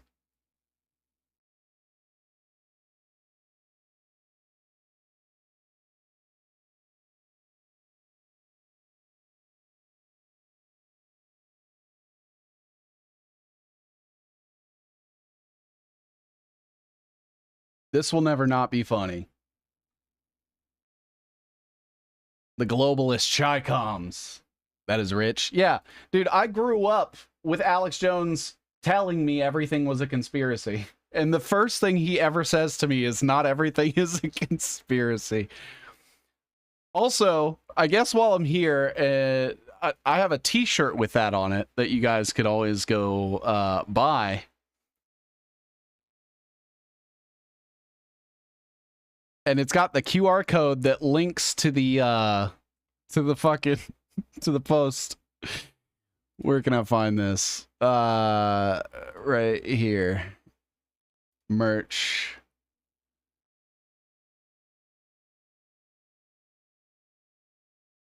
I'll let you guys do it too if you want.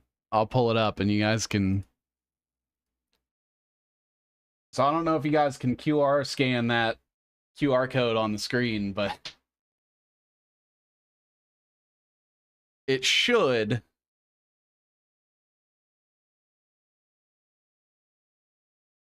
It won't let me.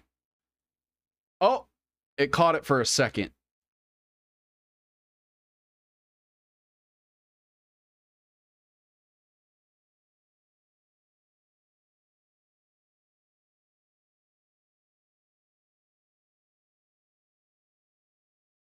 Yeah, now it's not getting it. But the QR code works on the shirt. Might be a clone or a mask, just like Joe Biden. How many clones now? But yeah, you can, so that way if anybody's like, no way Alex Jones said that, you could just have them scan that and then go see where he said it on Twitter. But yeah, I thought that was funny. Fuck Alex Jones, dude. Okay, so we need to, fuck, where do you even start with this?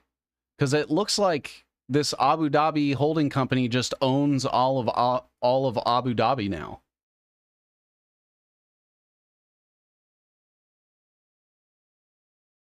Because the government transferred its shareholdings to this company.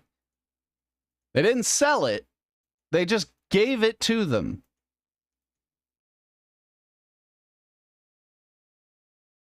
Their nuclear shit, their securities exchange, water and electric. So it's an entertainment company.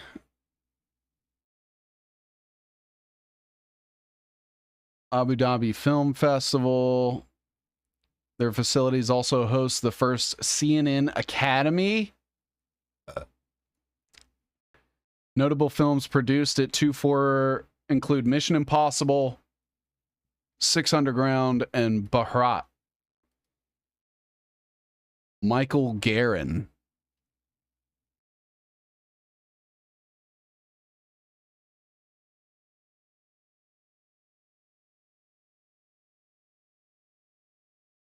I'm going to bring this out so that I can extend it up. Alex doesn't even look the same. Movie night. Hey. Yeah, I think, now this is just my opinion. I have no evidence for this whatsoever. So please don't sue me, Alex Jones, but I think he's on Ozempic. I really do. I think he's on one of those semaglutide things. I just don't know which one. But I'm almost positive that Alex Jones is constantly shitting himself, throwing up, and is going to get thyroid cancer. Those are just the side effects on the Ozempic website, okay? Don't blame me. You're the one that wanted to... Yeah, Ozempic has lizard hormones in it. You're literally transforming yourself into a lizard person.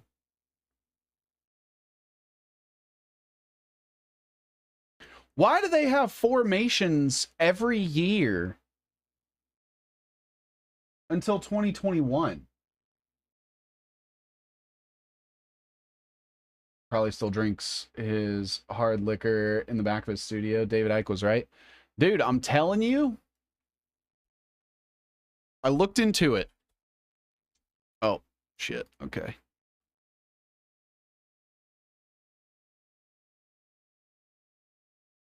I said the same thing. Remember when Elon was pushing GLP-1 inhibitors like Ozempic? It contains semaglutides, which are analogous to a hormone produced by lizard DNA. I went and looked. Synthetic version of a hormone in the venom became the first medicine of its kind approved to treat type 2 diabetes, known as GLP-1. It's called semaglutide. It also takes its structure from the lizard's venom. So this is the chemical compound in here. It's Exendin 4 is a 39 amino acid peptide hormone and is an analog of the human peptide hormone GLP-1, which is responsible for insulin production, blocking glucagon secretion, slow the functions of the stomach and digestive tract, and control the feeling of fullness after eating. DNA is responsible for the production of all hormones within the body. Fact. Exendin 4 is a hormone created by the lizard's DNA. Fact. Secreted in its venom and or saliva. There were a couple studies. Some of them said it was the venom. Some of them said it was oral secretions. Some of them said it was the saliva. So I just put all three. This hormone has been synthesized into the formula for semaglutides, which is the main active ingredient in Ozempic. Actual fucking lizard people. So instead of it being trans for hormones for the other gender, you're literally transing yourself into a reptile. They're trans reptilians. So instead of it being like gender therapy, they're transing into lizard people. Side effects include horns and scales. Because okay, so if the idea is you inject male hormones and you become a man, what does it mean when you inject lizard hormones? I mean, I would say lizard. I would say that makes you a lizard person. But yeah, you guys can go look all this shit up. Like, there's shit in the National Institute of Health that I was sourcing. Like, all this shit's coming from, like, official sources, right? But yeah, I think Alex Jones is on that shit. Absolutely. Now, I can't prove it. I just think that.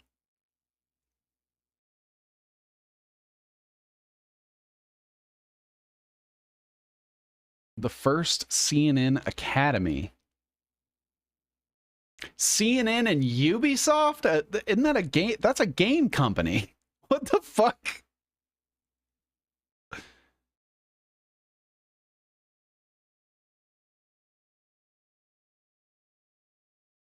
Wild. CNN, I expect. But what the fuck are they doing with video games? And Ubisoft isn't even a good video game company. They're the ones that make the Assassin's Creed games. They make all those shitty DEI games. Another side effect, nictitating membrane. No, they rip you off. Yeah, Ubisoft is garbage. Maybe adrenochrome, all sports and Assassin's Creed. Yeah, I'm good on all that. I'm good on all that.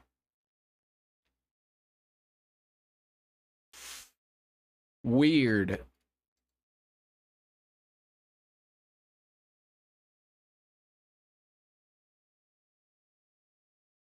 Dude, they made The Force Awakens, Fast and Furious 7, Top Gear, Mission Impossible, Sonic the Hedgehog, Dune Part 2. Oh, they're fucking working with Edelman.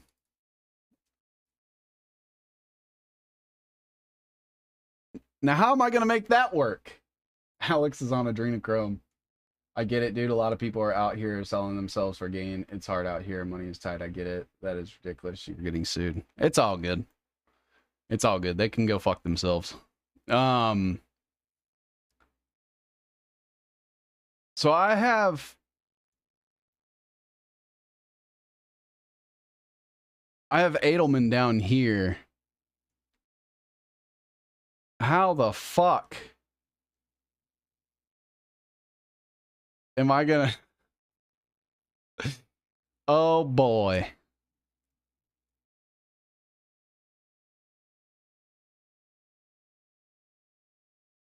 Can't squeeze blood out of a rock. You heard, you are right on the money.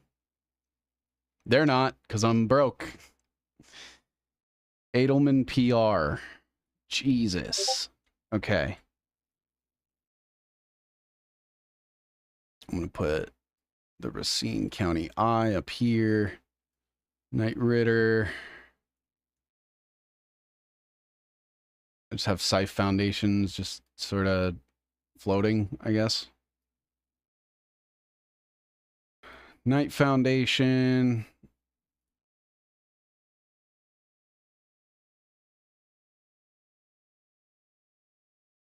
Larry Summers, who we could always get back into. Praxis needs to come over. Dryden Brown. I have nowhere to move Pronimos Capital.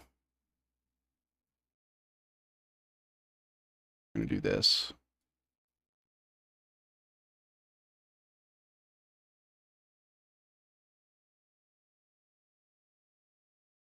Here we go. Andoril.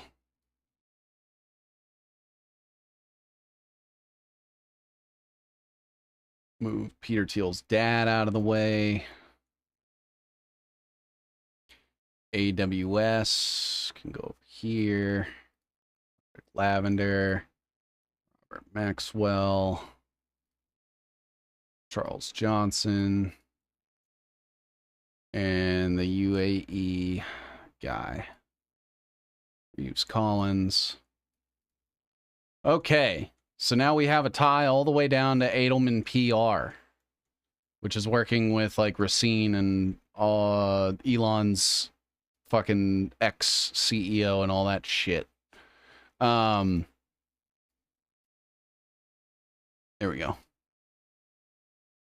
Edelman is also Atlantic Council, Jerusalem Foundation, American Petroleum Institute. Summers is still alive. I know, some fucking how. Need a new city light. There's a story about the Corona-19 vaccines having toxins from 2 different snakes. The lady was on Alex Jones talking about that. What the fuck? He ate Alex Jones. Probably. So the first company that we looked at from that Abu Dhabi holding company is tied up with Edelman, CNN, and Ubisoft. We also have Fox News, Oracle. God damn it. Where is it?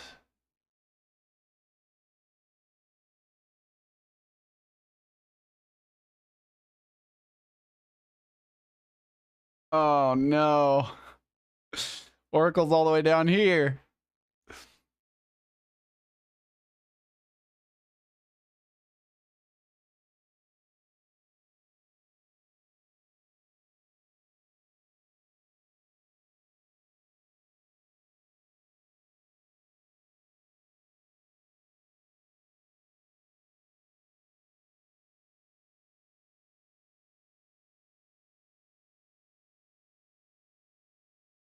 Okay. That was a lot easier than I thought it would be. And then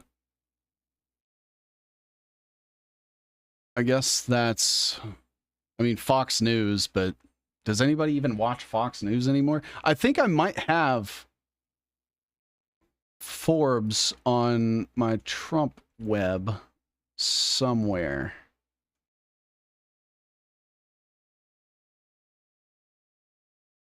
Yeah, Tau Kappa Epsilon.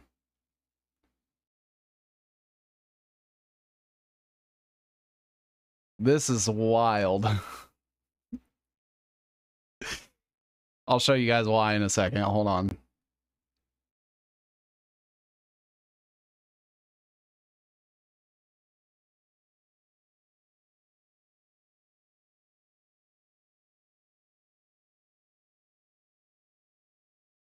So, Tau Kappa Epsilon is it's a fraternity, and Willie Nelson was part of it, Elvis Presley, Aaron Rodgers, Steve Forbes, Robert Byrd, and Howard Schultz of Starbucks, I think it is, are all part of it. And then also part of it, wait, is Pat Robertson. Pat Robertson and Willie Nelson are in the same fucking fraternity.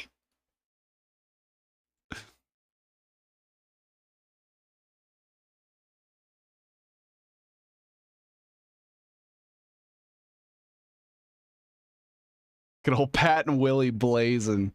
Dude, when I saw that, I was like, what the fuck is this? I believe this is the Howard Schultz of Starbucks.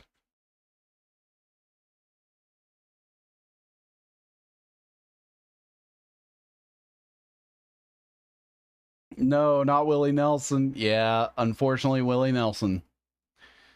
That's the thing, man. They say don't meet your heroes. Also, just don't look anything up about them ever, because you're going to have a bad time. If you want to continue enjoying things from people that have money and fame, don't ever look into anything that they do or have ever been a part of. Odds are you're going to have a bad time.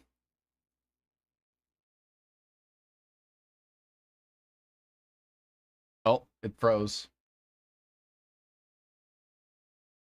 Can I have my, thank you.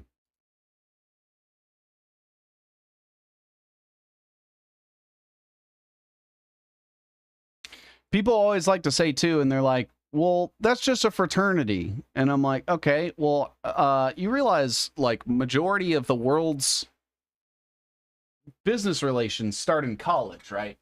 Like, you guys know that J.D. Vance and Vivek Ramaswamy met at Harvard. And now both of them are part of the Trump administration together, running for office together. Yeah, I'm sure that was Bones is just a fraternity. Yeah. But yeah, like you have Phi Beta Kappa out of Stanford.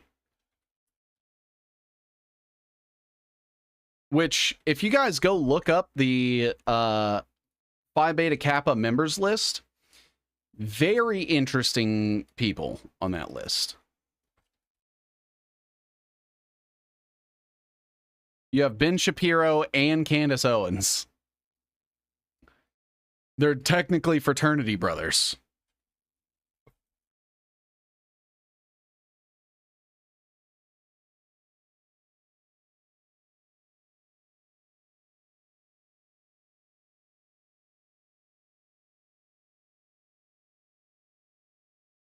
You have Pat Robertson. Cleanup crew. A lot of Epstein people hit the wall or got cancer once the circle imploded. Wolf's Head, cap and gown. Oh, brother, you are right on the money. Wolf's Head, Scroll and Key, Skull and Bones, Cap and Gown. Oh, this is it's Alpha Delta Phi.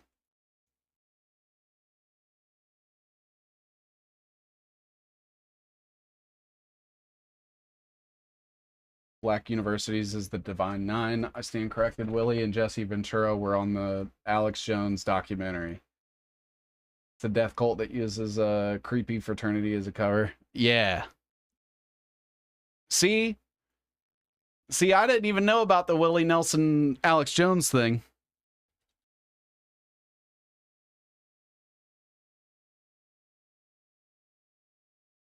U.S. is copying both Britain and Rome. Yes. Well, technically, so Rome never fell. It just, all the people that were running Rome into the ground just spread out. They let Rome collapse, quote unquote, so that they could just move out and then infiltrate other shit. Rome just put on dresses. Yeah, they ended up going and like doing all the shit for Britain. And that, like, the crown is basically just Rome and Babylon and shit. And the crown, so it's the crown, the Catholic Church, and the United States military.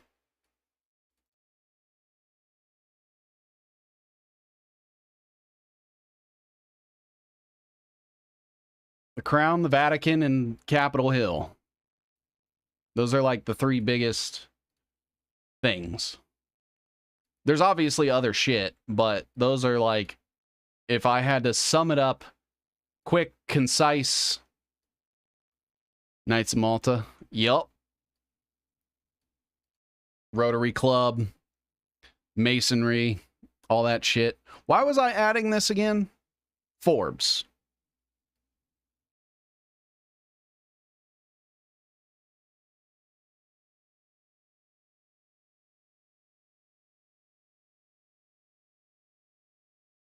On and on and on. Yeah, all the in-betweeners.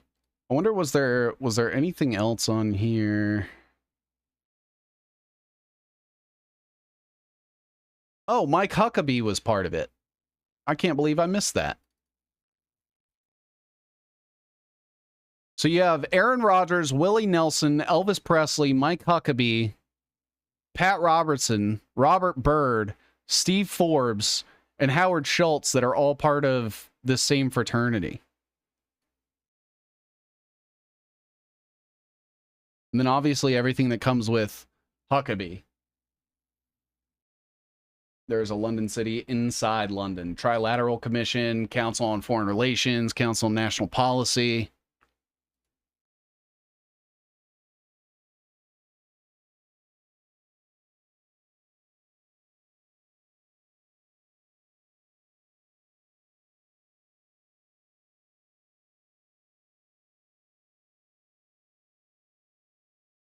Several key acquisitions in Africa and North America.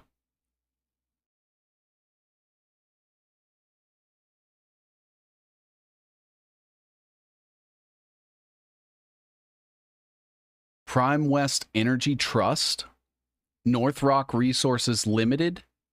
So this company owns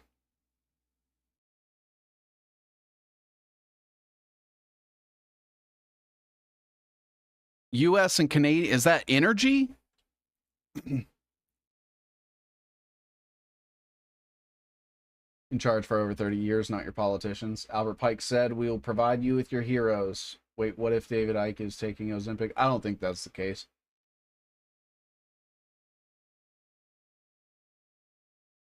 People that got the jab got cold-blooded. Possibly.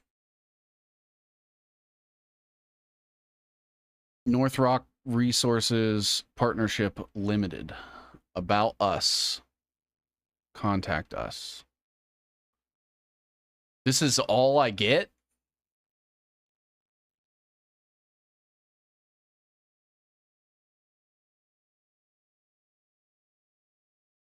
This is it?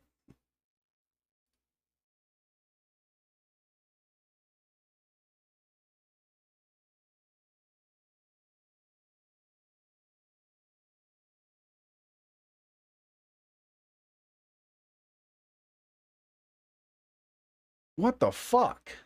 That doesn't help me at all.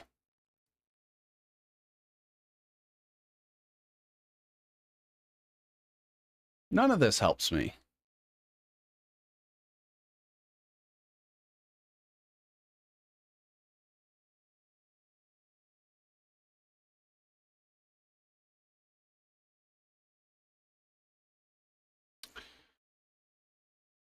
Barker Homack relinquished his position as CEO. Carl Sheldon.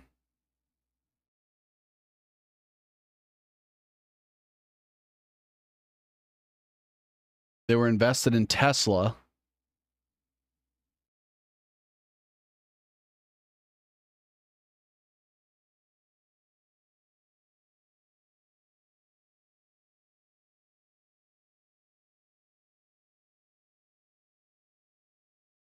Mohammed Hassan Al Sawaidi.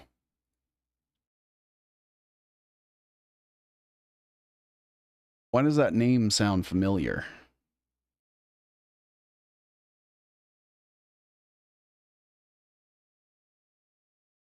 Abu Dhabi security exchanges. UAE desalination plants.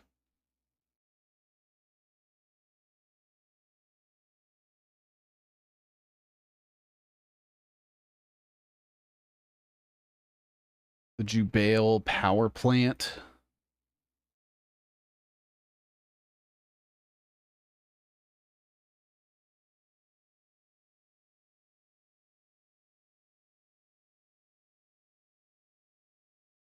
Turkey. BP.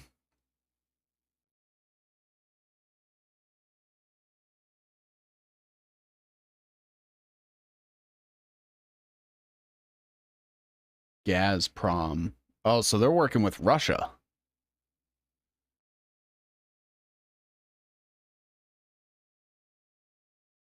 List of hospitals in the UAE. I guess all of these are owned now by that same company. Bro, they just gave their entire hospital infrastructure. North Rock Resources sold for $2 billion. There we go. What's up, Mule? How you doing? Doesn't it kill the nerve that makes the stomach pass food? It eliminates it. No, it tricks the. So it creates a chemical in your brain that, or no, it inhibits the reuptake of a chemical that makes you feel hungry. It blocks a chemical telling your brain that you're hungry. See where Elon Musk claimed the reason the Epstein files have not been released is because Donald Trump's definitely in them. Yes. Donald Trump is definitely in them. Elon Musk is definitely in them. Tesla is looking pale nowadays ever since Trump gave him the job to take over all his patents on all 5 companies he got.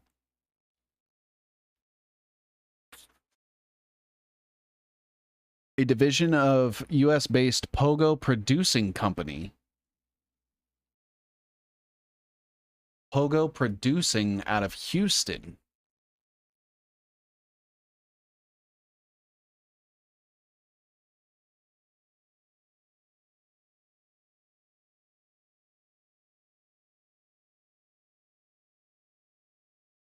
There's nothing about it. All right. Awesome. Love that.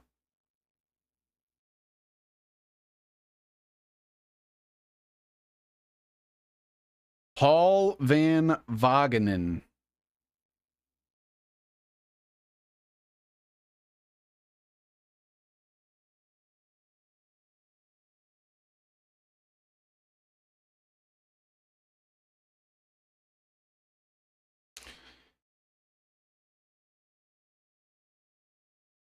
Went to Brigham Young, University of Washington. He was with Exxon.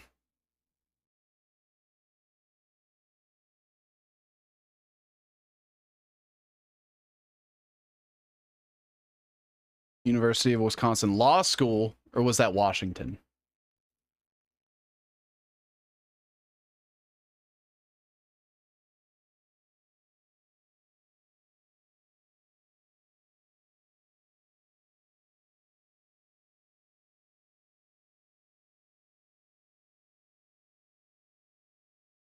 So TAQA.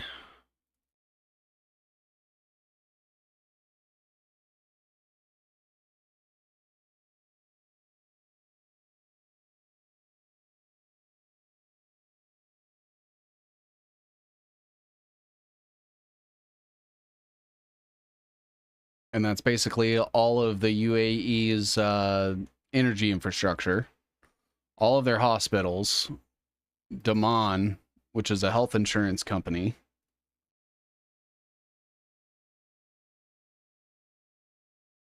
If I had to suggest what a coup of a government looks like, I think it's this.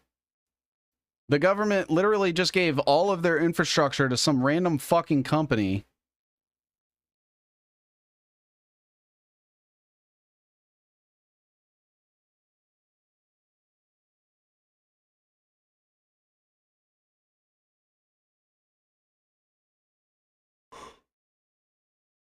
The 80 Ports Group, which is their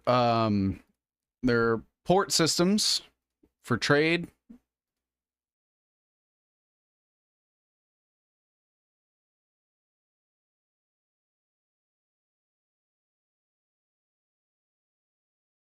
They own the rail system, the National Railway Network. This is insane. I feel like they shouldn't be allowed to do that.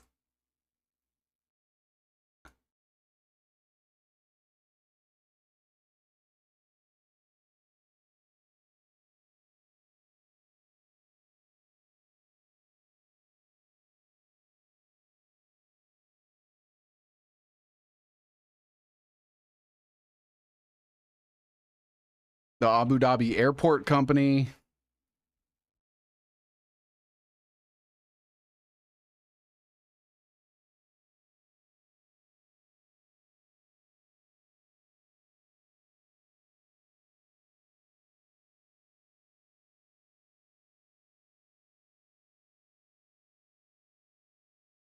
Adnex Center, Abu Dhabi.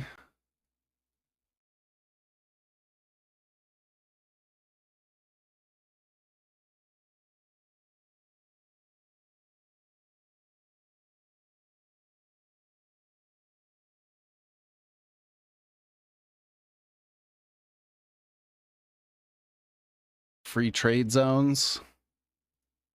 Abu Dhabi Media Network.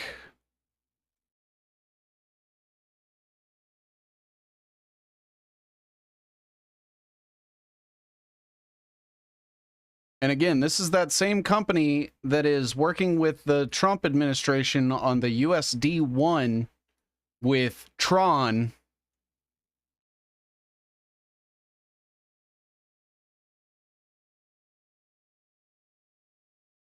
Image Nation.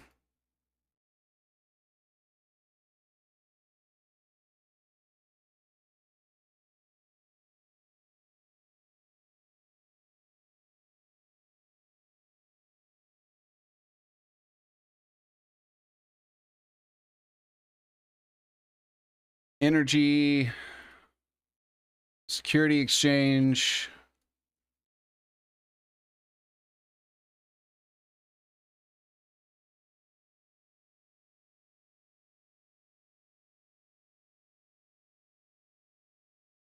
This is crazy.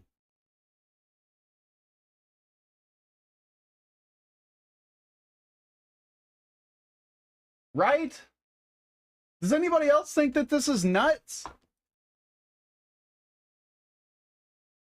The President of the United States has two sons that are running a crypto company that is getting money from a company that basically now owns all of Abu Dhabi because the government gave it to them. All of their infrastructure and everything. That's like unprecedented, in my opinion. I've never heard of... What the fuck is wrong with them? What are they thinking?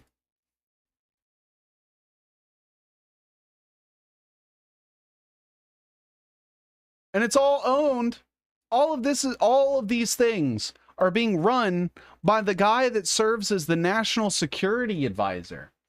Now, to put that into perspective, let's flash back to Trump's first term.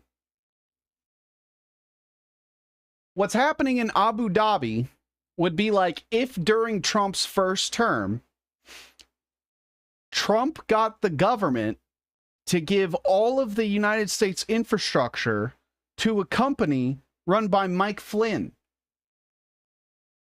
That's what this is like. That's exactly what this is like in Abu Dhabi. If during Trump's first term, when Mike Flynn was the NSA advisor, if he had owned a company and Donald Trump gave all of the companies that run the U.S. infrastructure, just gave it to Mike Flynn's company. That's what that is. That's what's going on in Abu Dhabi, apparently, from my understanding. That's insane.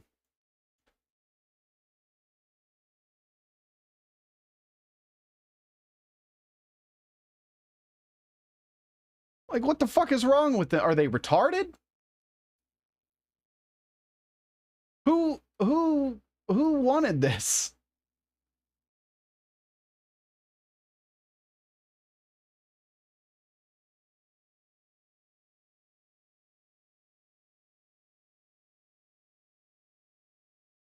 Nuclear energy, and then the bank.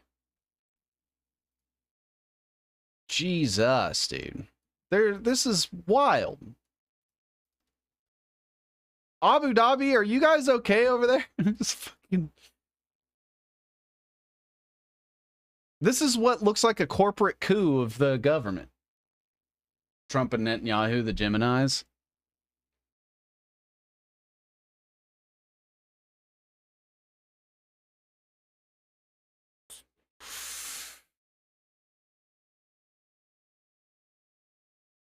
In September, MGX, BlackRock, and Microsoft announced a global AI infrastructure investment partnership. MGX partnered with OpenAI and Oracle on Stargate. Oh, fuck.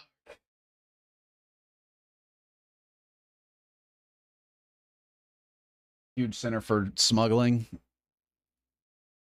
Oh, yeah.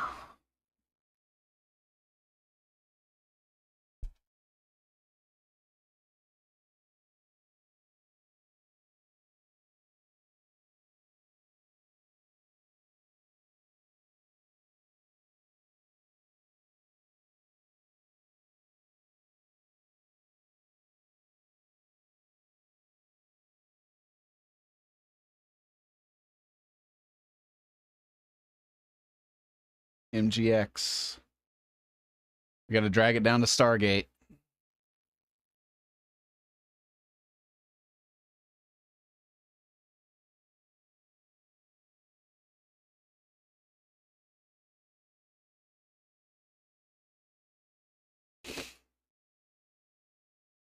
And a partnership with Oracle and what was the other one? OpenAI.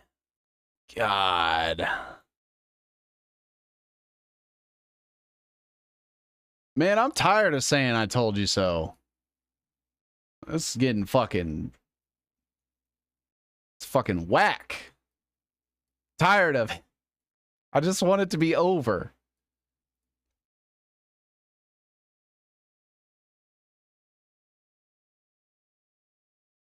Peachy Bank, DNA Holdings, Bitcoin Foundation, Errol Musk. Okay.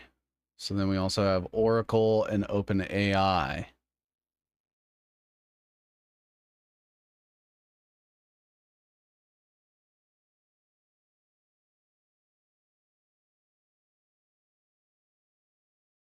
What the fuck? I feel like that's something that I just learned today for the first time. I didn't know the UAE got fucking corporate queued. That's news to me. But apparently it happened at some point in the last couple of years. Insane.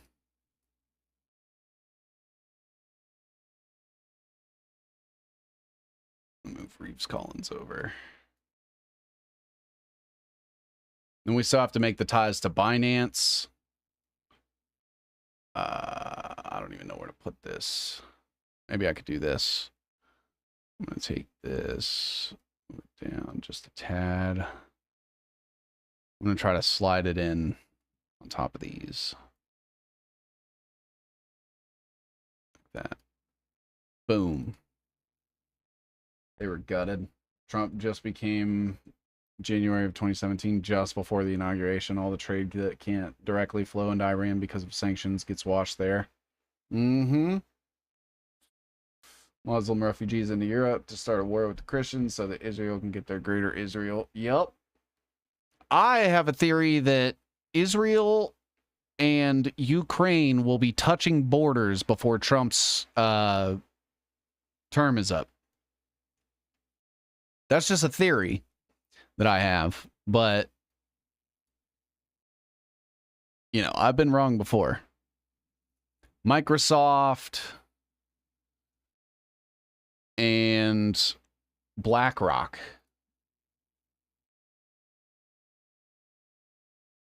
Do I have BlackRock anywhere on here?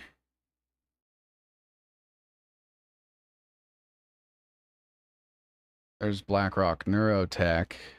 I'm sure it's on here somewhere.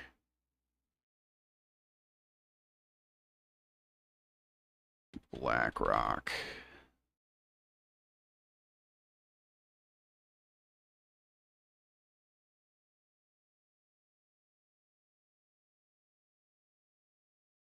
There it is. There it is. BlackRock all the way up to fucking MGX.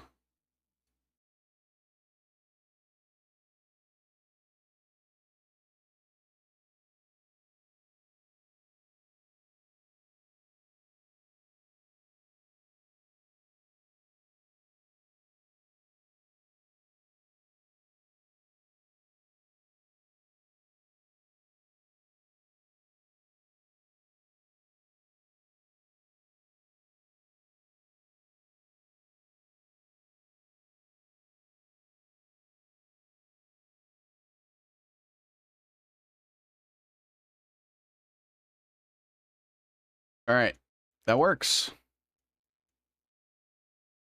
And then we have Binance.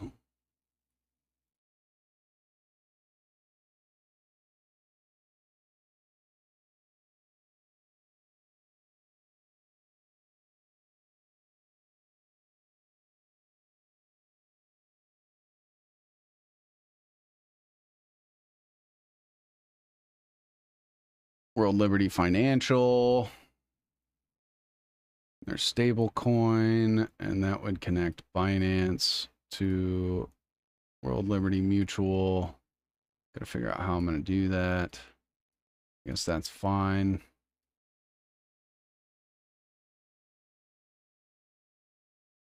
Like that.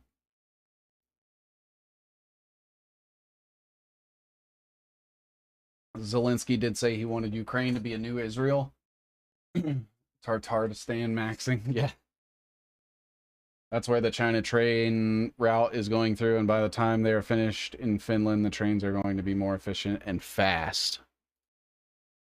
I think that's true. I mean, I will be the first one to tell you that all the governments are working together, and that anything that makes it look like they are not is a lie.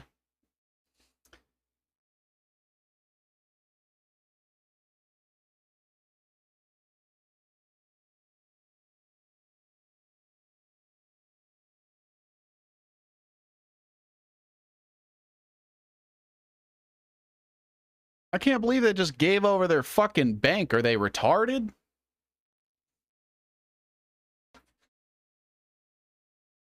Sun served as permanent representative of Grenada to the World Trade Organization. Well, it doesn't seem like a permanent representative if it was only for 2 years.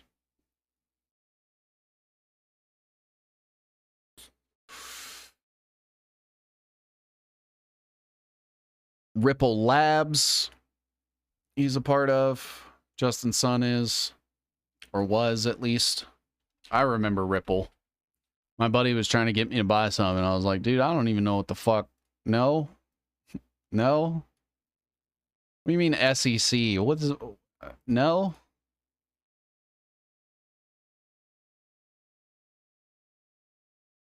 BitTorrent. Damn, so Justin Sun owns BitTorrent then?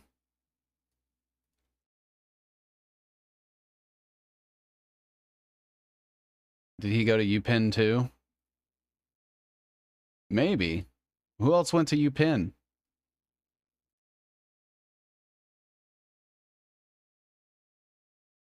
Yeah, he did. BitConnect. Yacarino? Oh, really?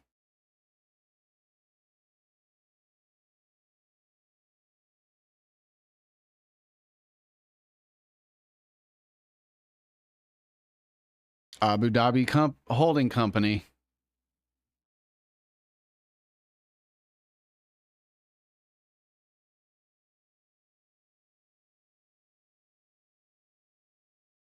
Khalifa Sapphire Private Funds Holding. Holdings 2? What the fuck?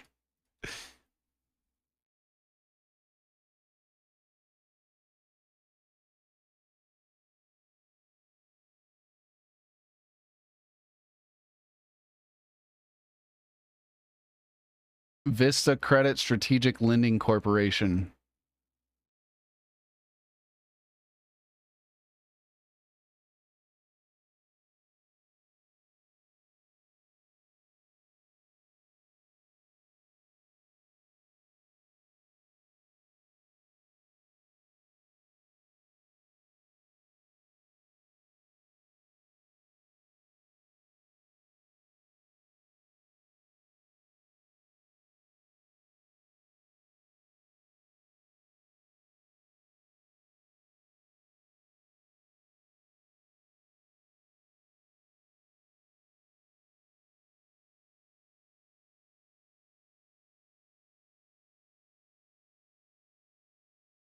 So we have Olivia Kirtley and David Flannery.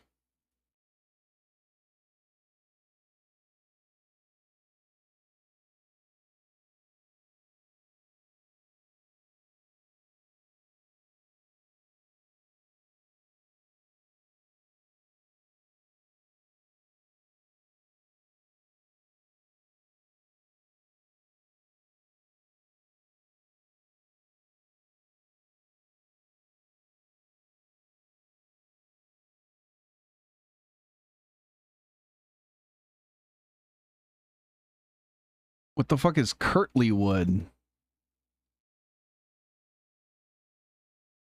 Board effectiveness, advising new and first-time directors. Out of Kentucky. She also went to Georgia State.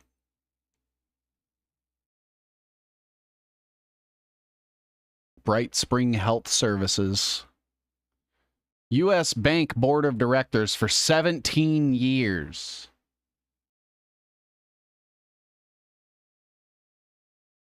And she's also former AICPA chairman. American Institute of Certified Public Accountants. And the IFAC president.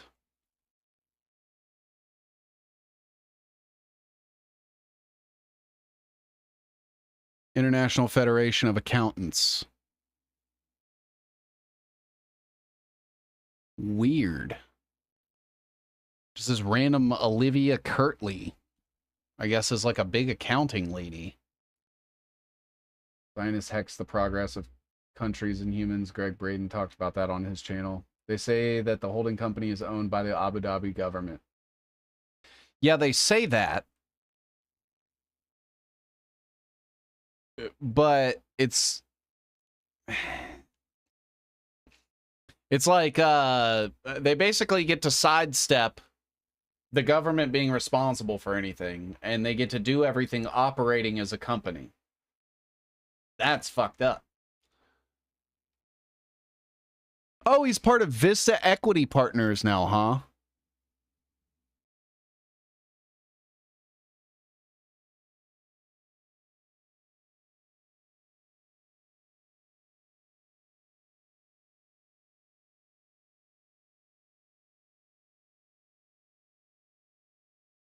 I don't have them.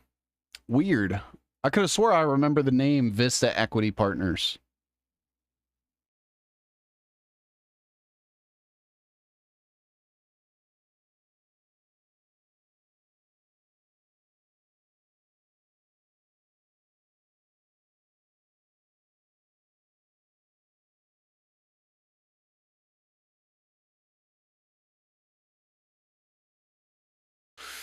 Aaron Gupta.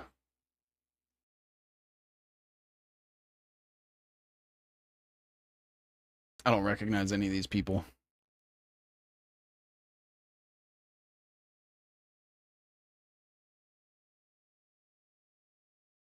But this Khalifa person seems to be pretty important.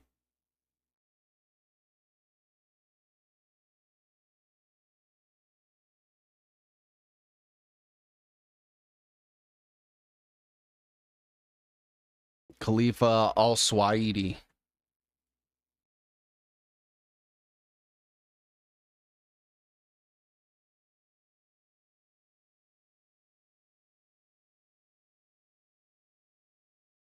First Ministry of Foreign Affairs to United Arab Emirates. And the personal representative of the president.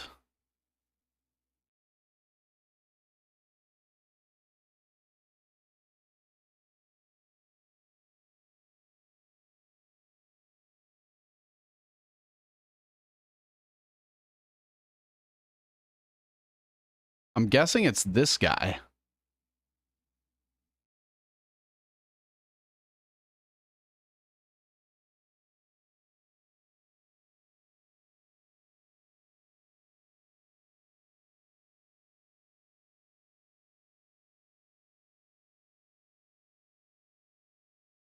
All right.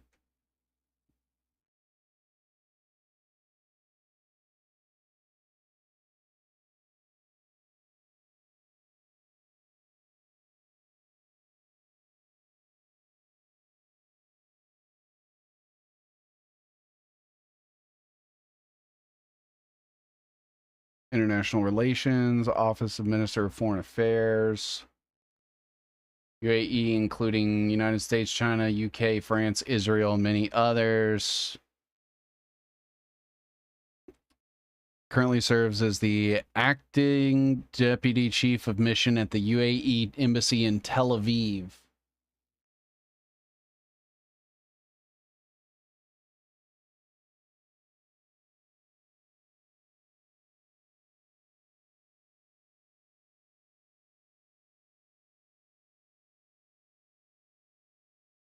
And that was this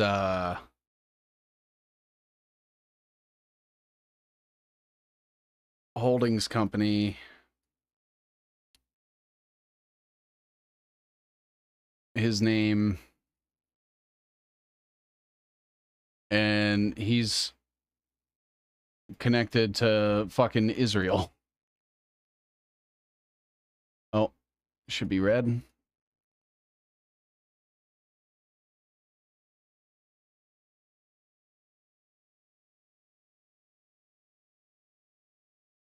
That's why Saudi Arabia is so close to the United States.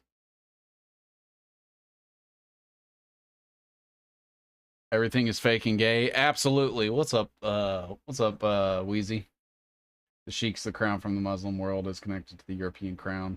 Not because of oil. We had electric cars in the 1900s.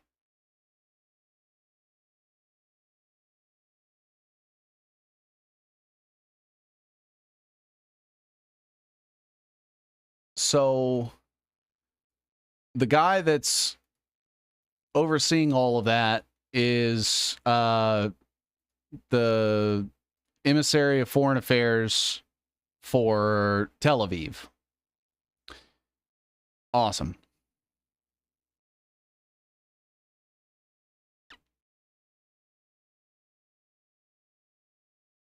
Yeah, and he's the one doing all the business deals for all this shit.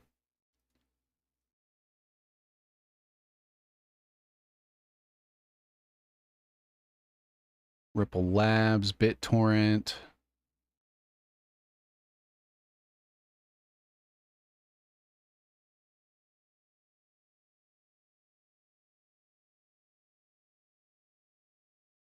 Trump National Club for top investors for the Trump meme coin.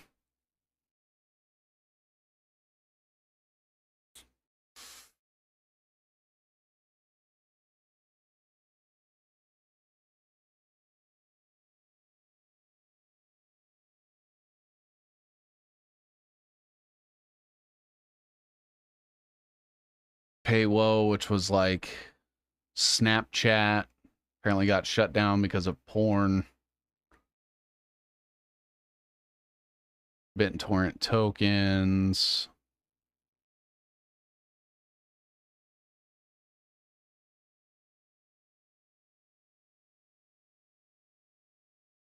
He canceled a $4.6 million private meal with Warren Buffett.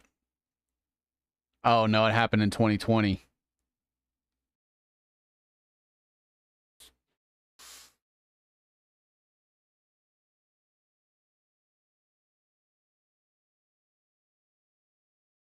He had previously bid $28 million.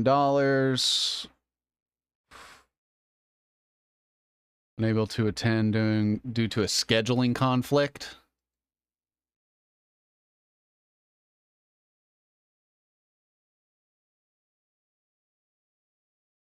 Holy shit. I still can't believe that. That this company basically just cooed their own fucking government, essentially. That's insane.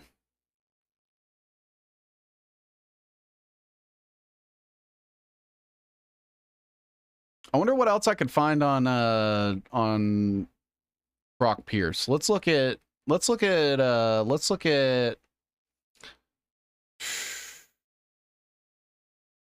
DNA Holdings.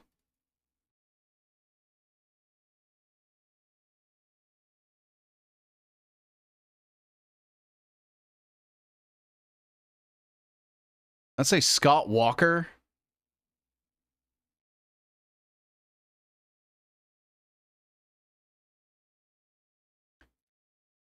Is Scott Walker on my Racine web?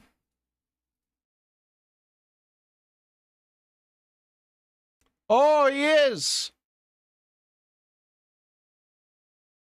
American Legislative Council. And Louisa Marie Neubauer. Is it the same Scott Walker, though? Hold on.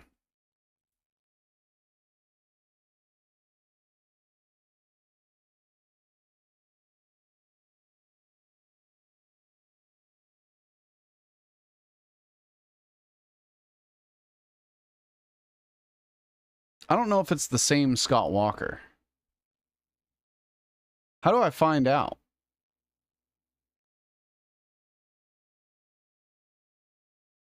Hold on.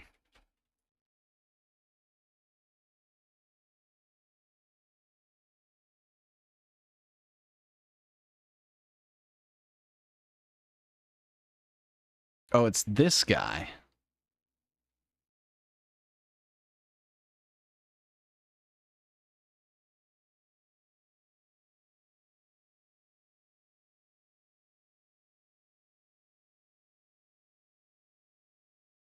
Live leak.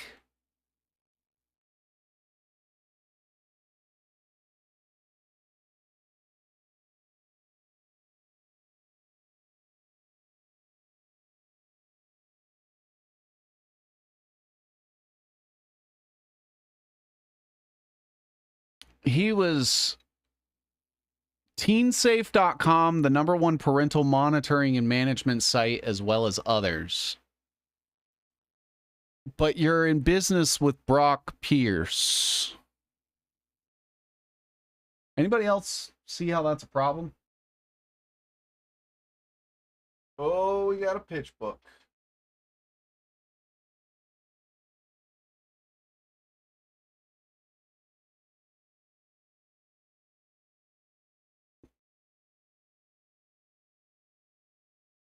DNA Holdings.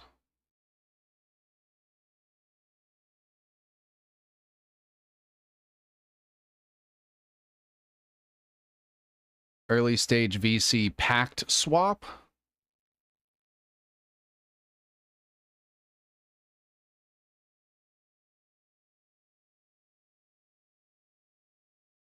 DNA Holdings invested in Pact Swap that just got fucking created like a couple days ago.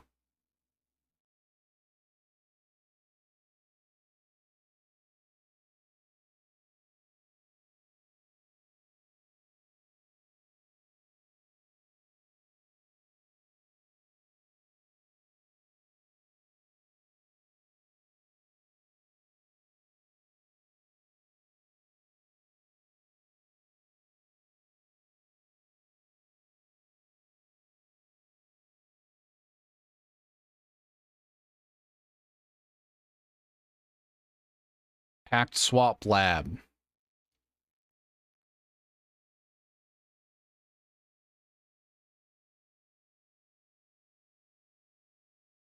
Seed round.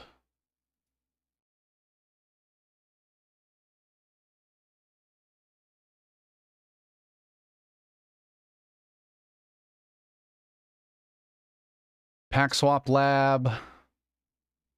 Round was led by DNA Fund. DNA Fund will support.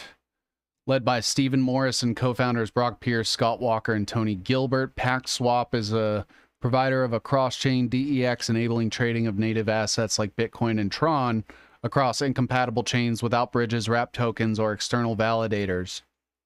Built on CoinWeb's modular execution layer, it delivers lower fees, blah, blah, blah. Full public launch is expected in the coming months.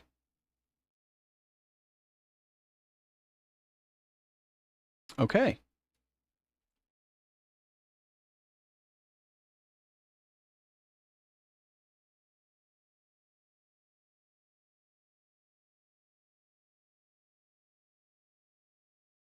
Pact Swap.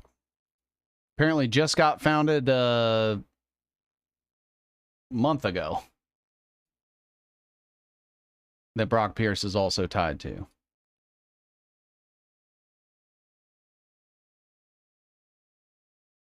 Where we also have Stephen Morris, Scott Walker, and Toby Gilbert.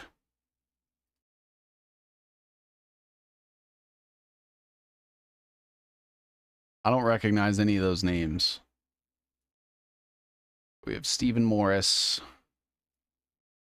We have Brock Pierce, Scott Walker.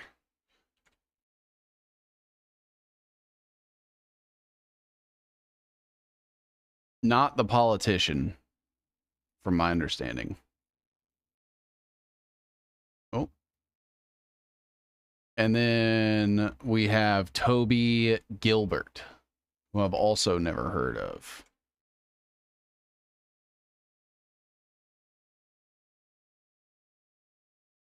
CEO and co-founder of CoinWeb.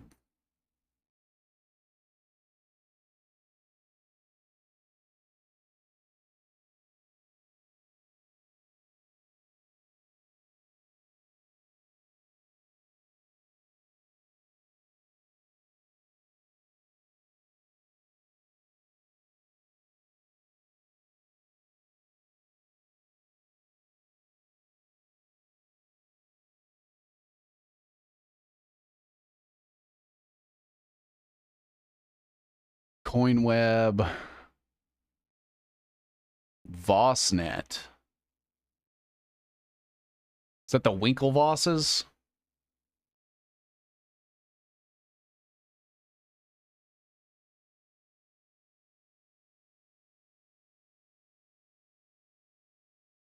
Was it Vossnet PLC?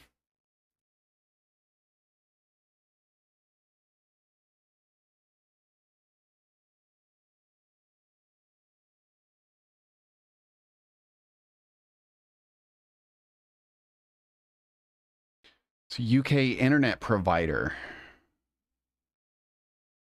but it Roger Carter, Jeremy Gilbert.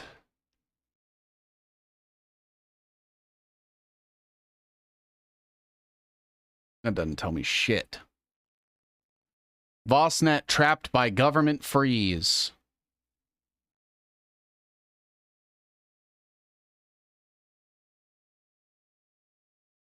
Bizant Resources PLC. What is this?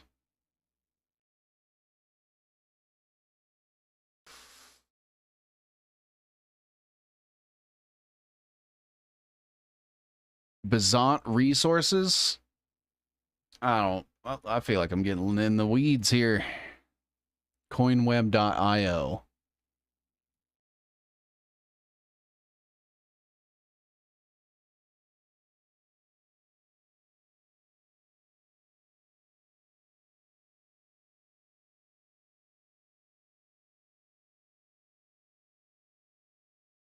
Good evening. Just looked up Brock Pierce. Yikes. Former child actor, maybe grooming. Yeah, he had child rape allegations against him, and he was an Epstein person.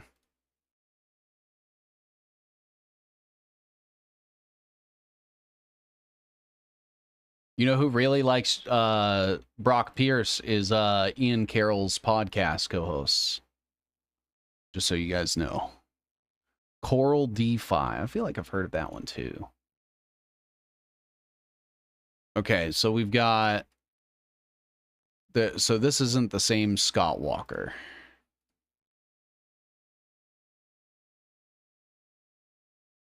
Bitcoin Foundation, Bancore, EOS, Block One team created EOS, Dara T. Oh, I guess that would have been easier. Chris Miglino.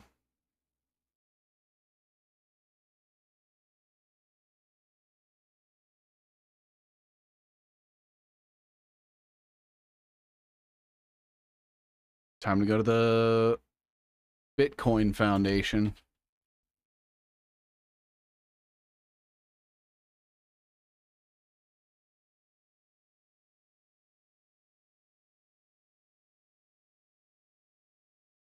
Gavin Anderson.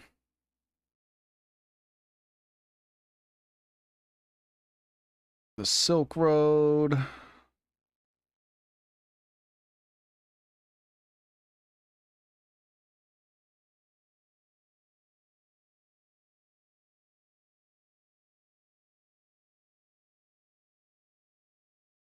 The foundation hired Jim Harper of the Cato Institute.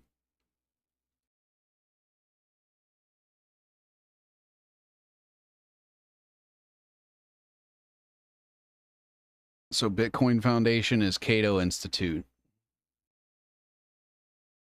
Which is honestly not surprising.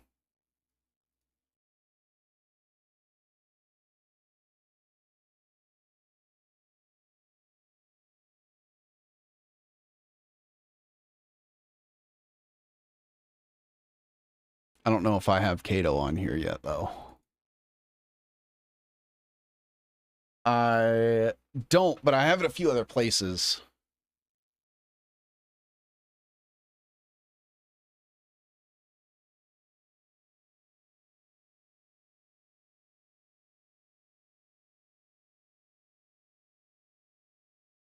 I don't know how I don't, though, because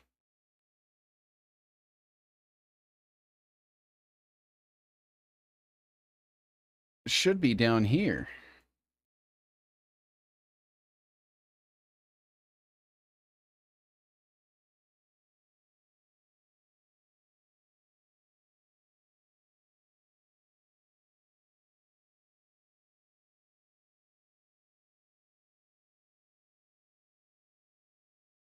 Maybe I forgot to add it.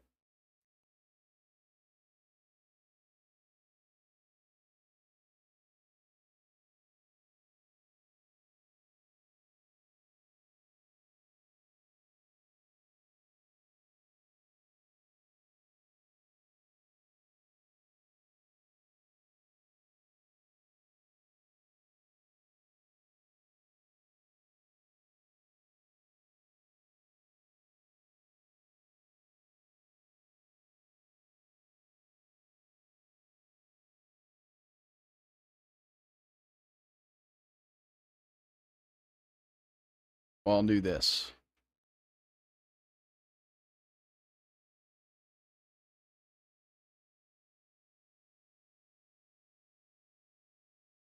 I could have swore I had it on here. All right. So we have Jeff Yoss right there.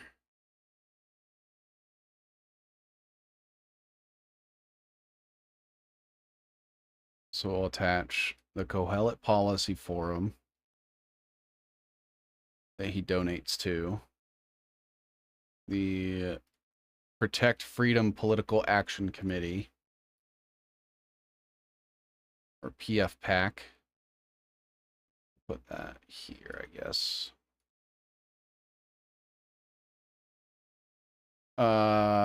Club for Growth is already on there, which would be Stephen Moore, which would be the Cato Institute, which would be Jeff Yoss, just Club for Growth, Richard Uline.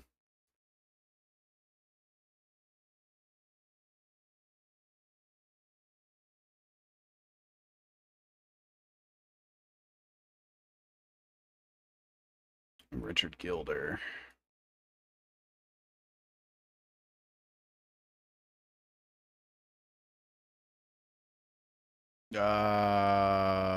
Fuck. Heritage Foundation, which I'm pretty sure I already have on here somewhere. I'll have to fix that. I probably shouldn't have just shoehorned this in here like this. But I was like, I know Cato Institute should be on here somewhere because I have people from Club for Growth on here. Lo and behold.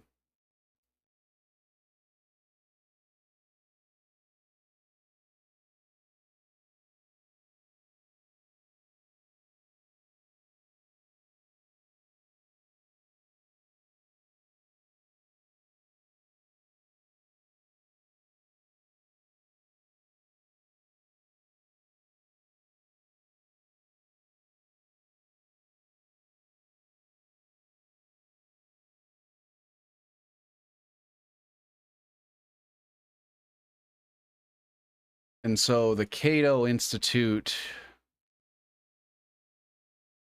was Jim Halper.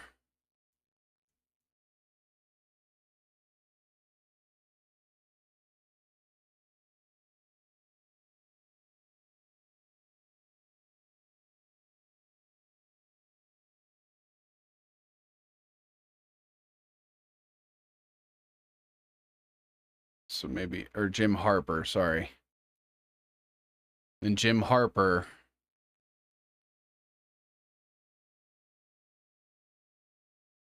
to the Cato Institute.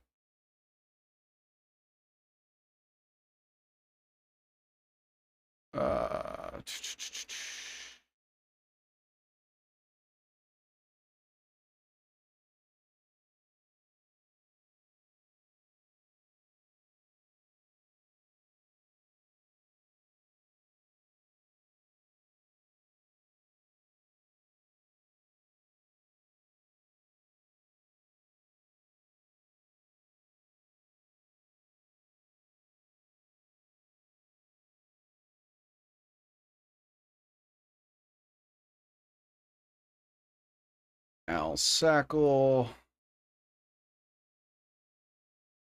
Okay. All right. All right. So we have Jim Harper of the Cato Institute. And then Brock Pierce. Board appointed investor and financial consultant Bruce Fenton. Bruce Fenton, any relation to David Fenton?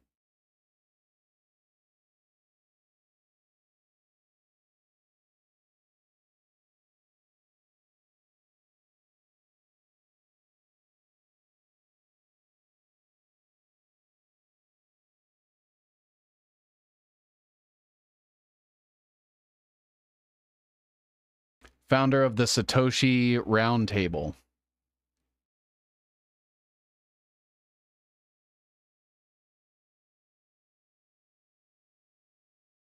Medici Ventures. So this guy is part of Medici. Bruce Fenton.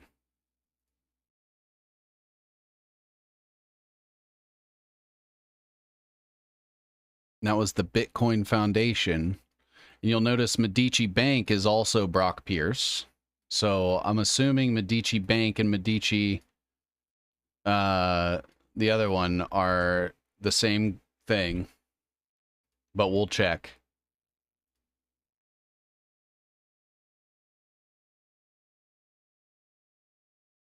But we have the Bitcoin Foundation to Bruce Fenton. I'm almost positive that this Medici Ventures is also going to be tied to Medici Bank. Co-chair for the North New Hampshire for Vivek Ramaswamy. Fuck. Okay, where's Vivek?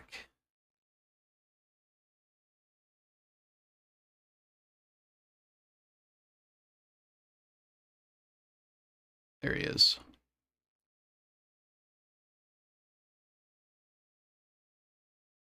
To Vivek.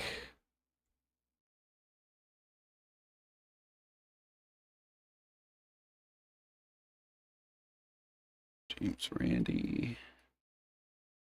Dudley Moore. Andrew Breitbart. Vulcan Global Conference.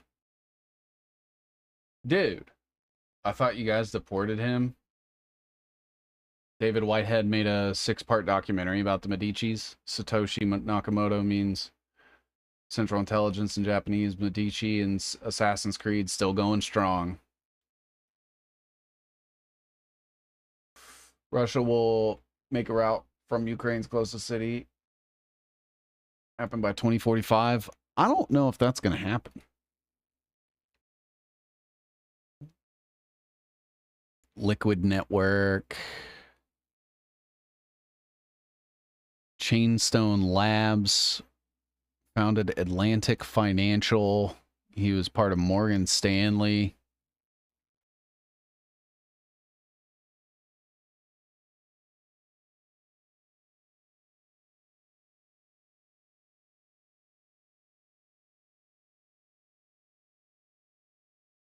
Oh, okay.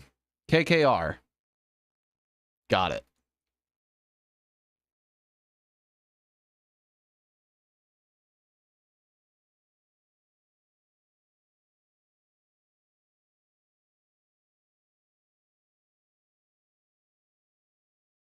KKR, I have a couple places, I think.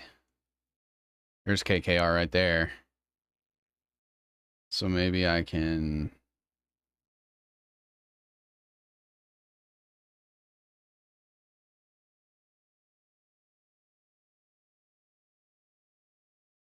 go up the same route. Kind of. Atlantic Financial.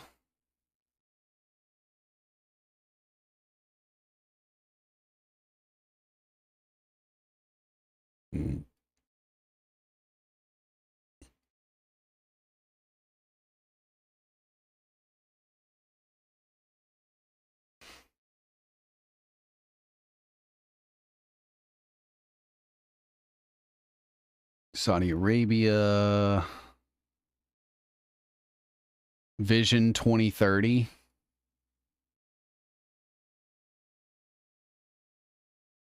What is Vision 2030?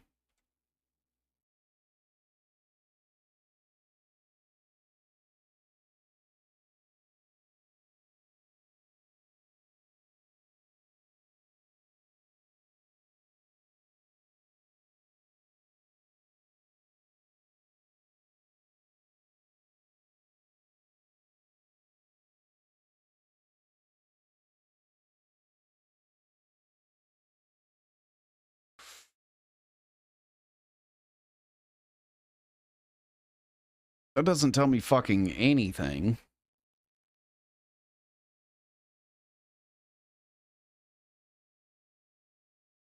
April 25th, 2016.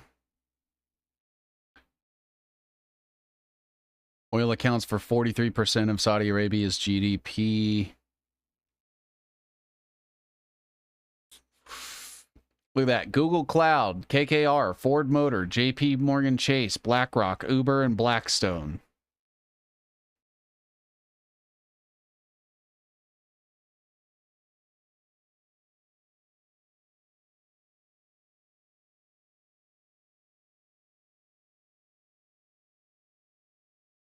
Satoshi Roundtable, 12th year.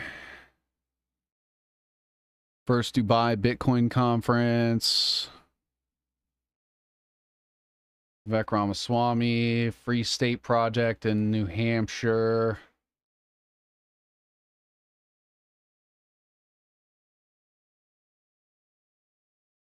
Yeah, I don't like this guy. Bruce Fenton. And then I don't know who Lulu Klassen is. And then we also have to look at Medici Ventures. Cult of Medics.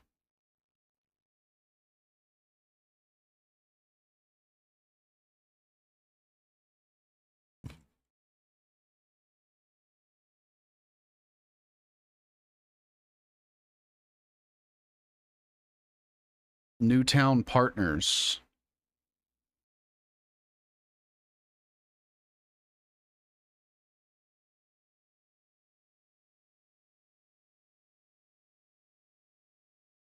No.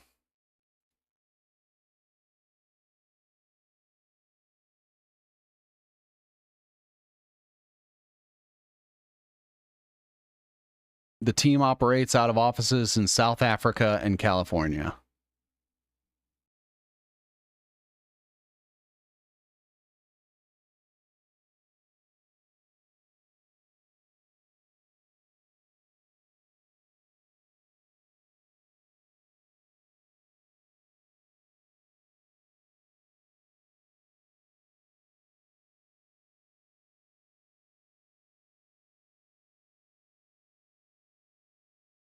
I don't know any of these companies.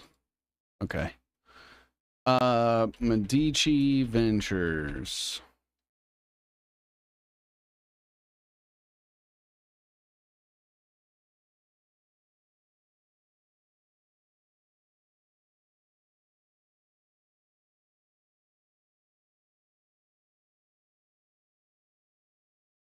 Master Control Incorporated.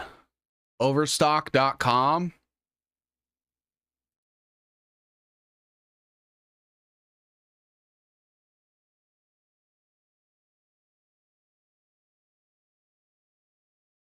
Wasn't Overstock?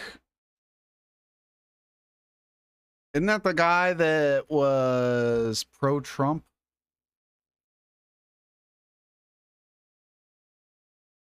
Jonathan Johnson. My name's John Johnson.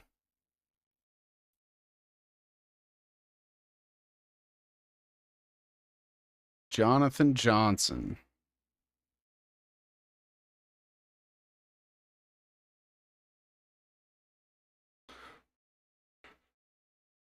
Patrick Byrne. That's what it was. Patrick Byrne. Yep. Not equivocating your mailbox with the sewer, but that shit is everywhere. Yeah. Wait, what? Looking for Vivek, check the sewer. Not there, check your mailbox. Overstock, yeah. I was like, I know there's something there. Yeah, you guys are right. You guys are right. So that was from Medici Ventures.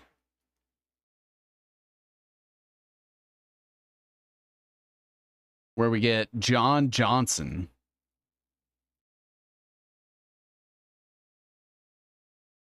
Who was Overstock.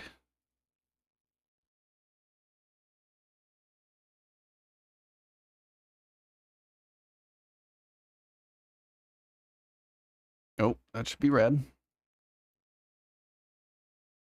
John Johnson. What a name.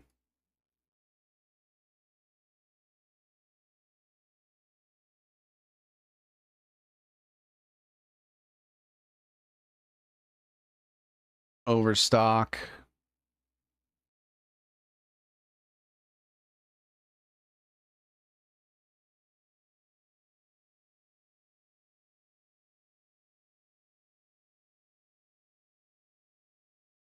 Patrick Byrne.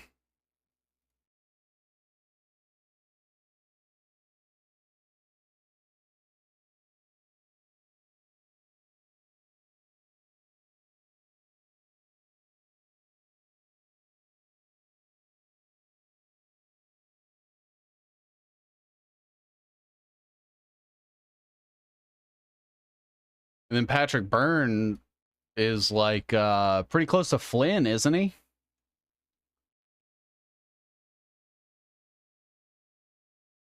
Sounds totally organic.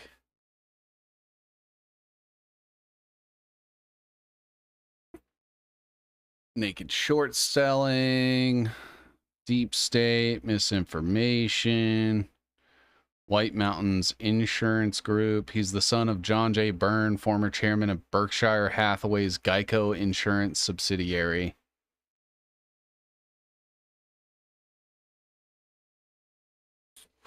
Oh, and he went to Stanford.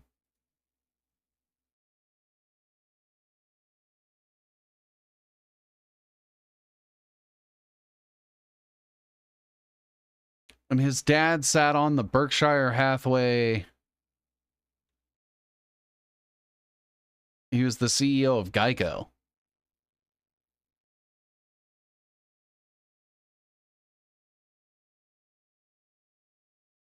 And then we just get Warren Buffett. Byrne was involved with a Russian agent. I'd believe it.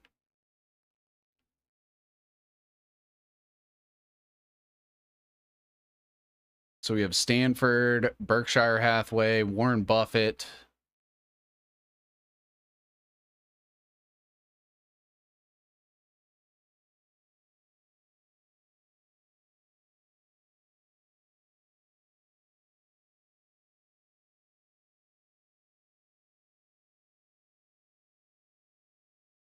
I don't know if I already have Buffett on here.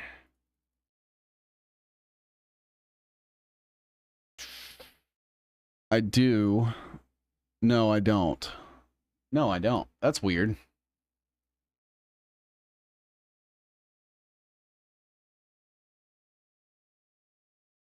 Warren Buffett.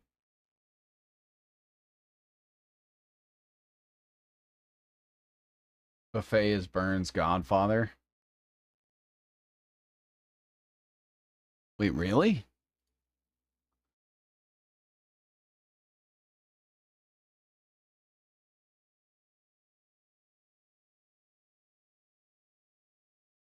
Buffett's BFF, of course, is Gates. Yep.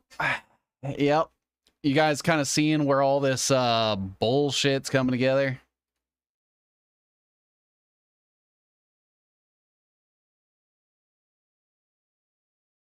Now, how do we get Byrne to Stanford? Not that bad, actually.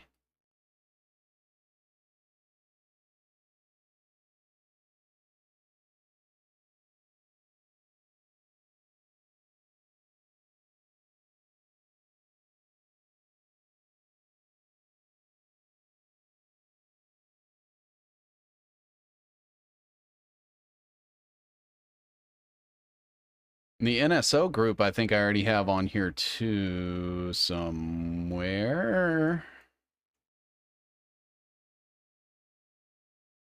Yeah, the NSO group's right there.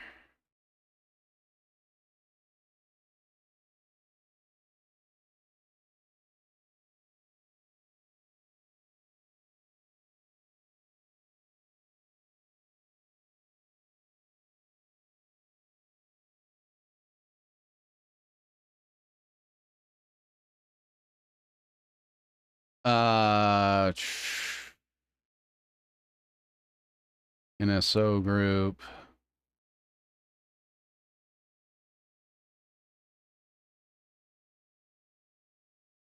So the Noble Pina, Barack, Masters, Zero, fucking Milton Friedman, Networks Bio. Just gonna go over here.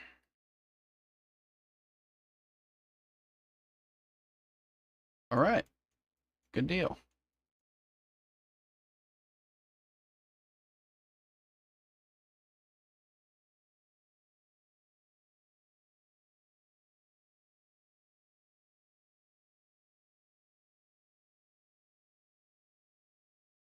Noble Pina, Pegasus, back down to the NSO group.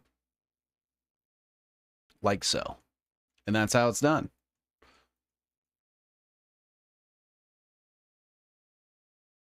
Can move this up. And then McGraw-Hill can come down, and then we have him connected to Stanford. Okay.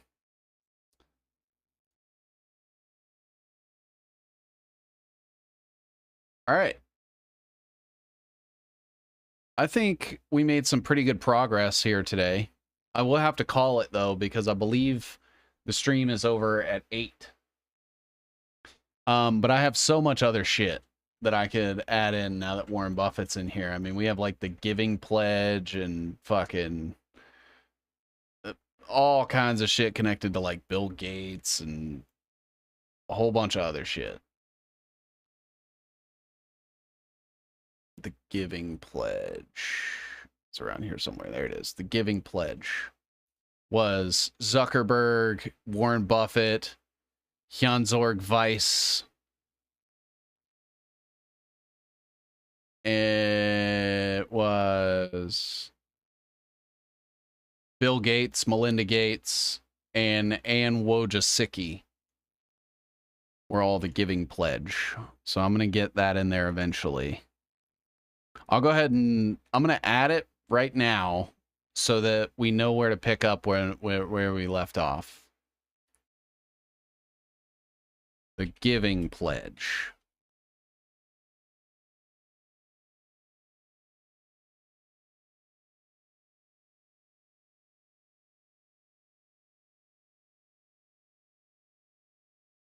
And I think we can end it right there. So I'm going to give you guys a quick recap of everything that we found. So if I remember correctly, first of all, we had to add that Jeffrey Epstein helped finance Valar Ventures with Peter Thiel. That was something that came out yesterday, I think. But we have Jeffrey Epstein up here to Valar Ventures. We have the Thiel Fellowship that went to the Oyo Rooms guy, who's around here somewhere.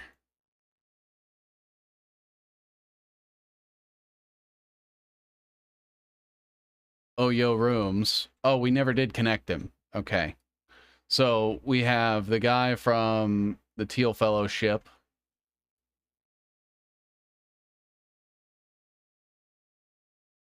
That did Oyo Rooms. That is invested in by SoftBank, which also invests in ARM, Alibaba, WeWork, Deutsche Telekom, and Operation Stargate.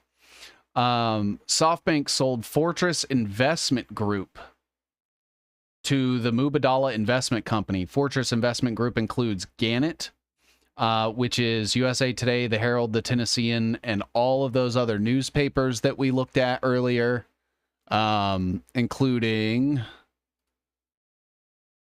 all of these. All of these are owned by Gannett Media. All of these. These are all U.S.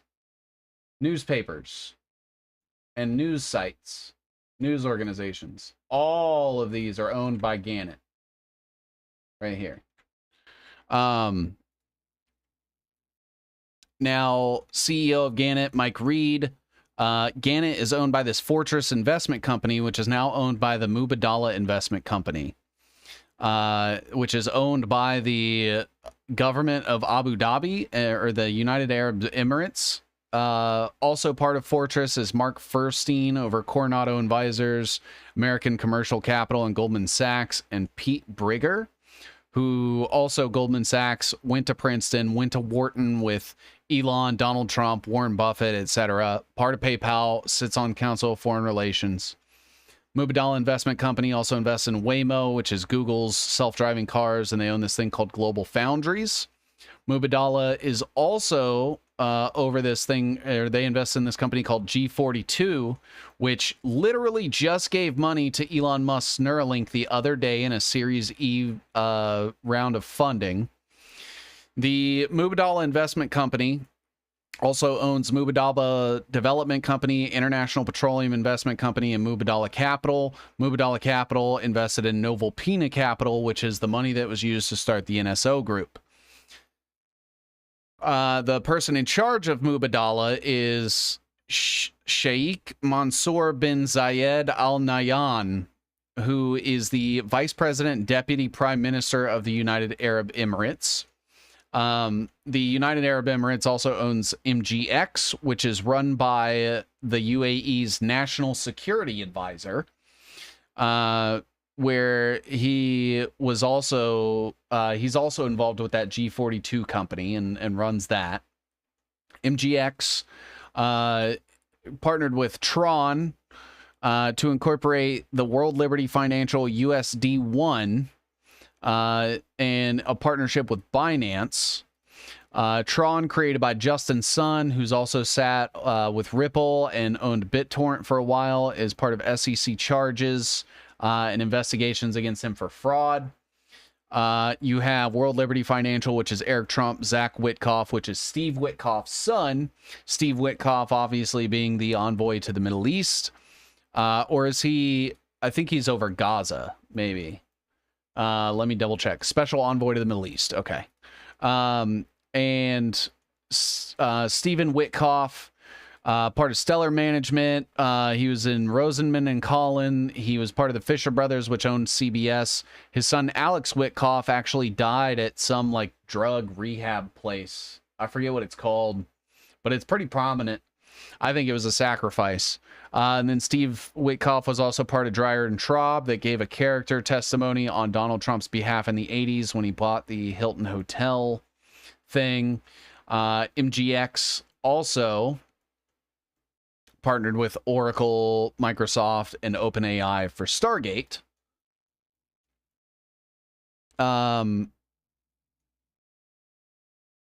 What else do we have here? The Abu Dhabi Development Holdings Company, which is run by that same guy that runs the investment company, the National Security Advisor for the UAE, also runs this, which very recently the Abu Dhabi government gave them 2454, which is a media company that works with CNN, Ubisoft, and Forbes.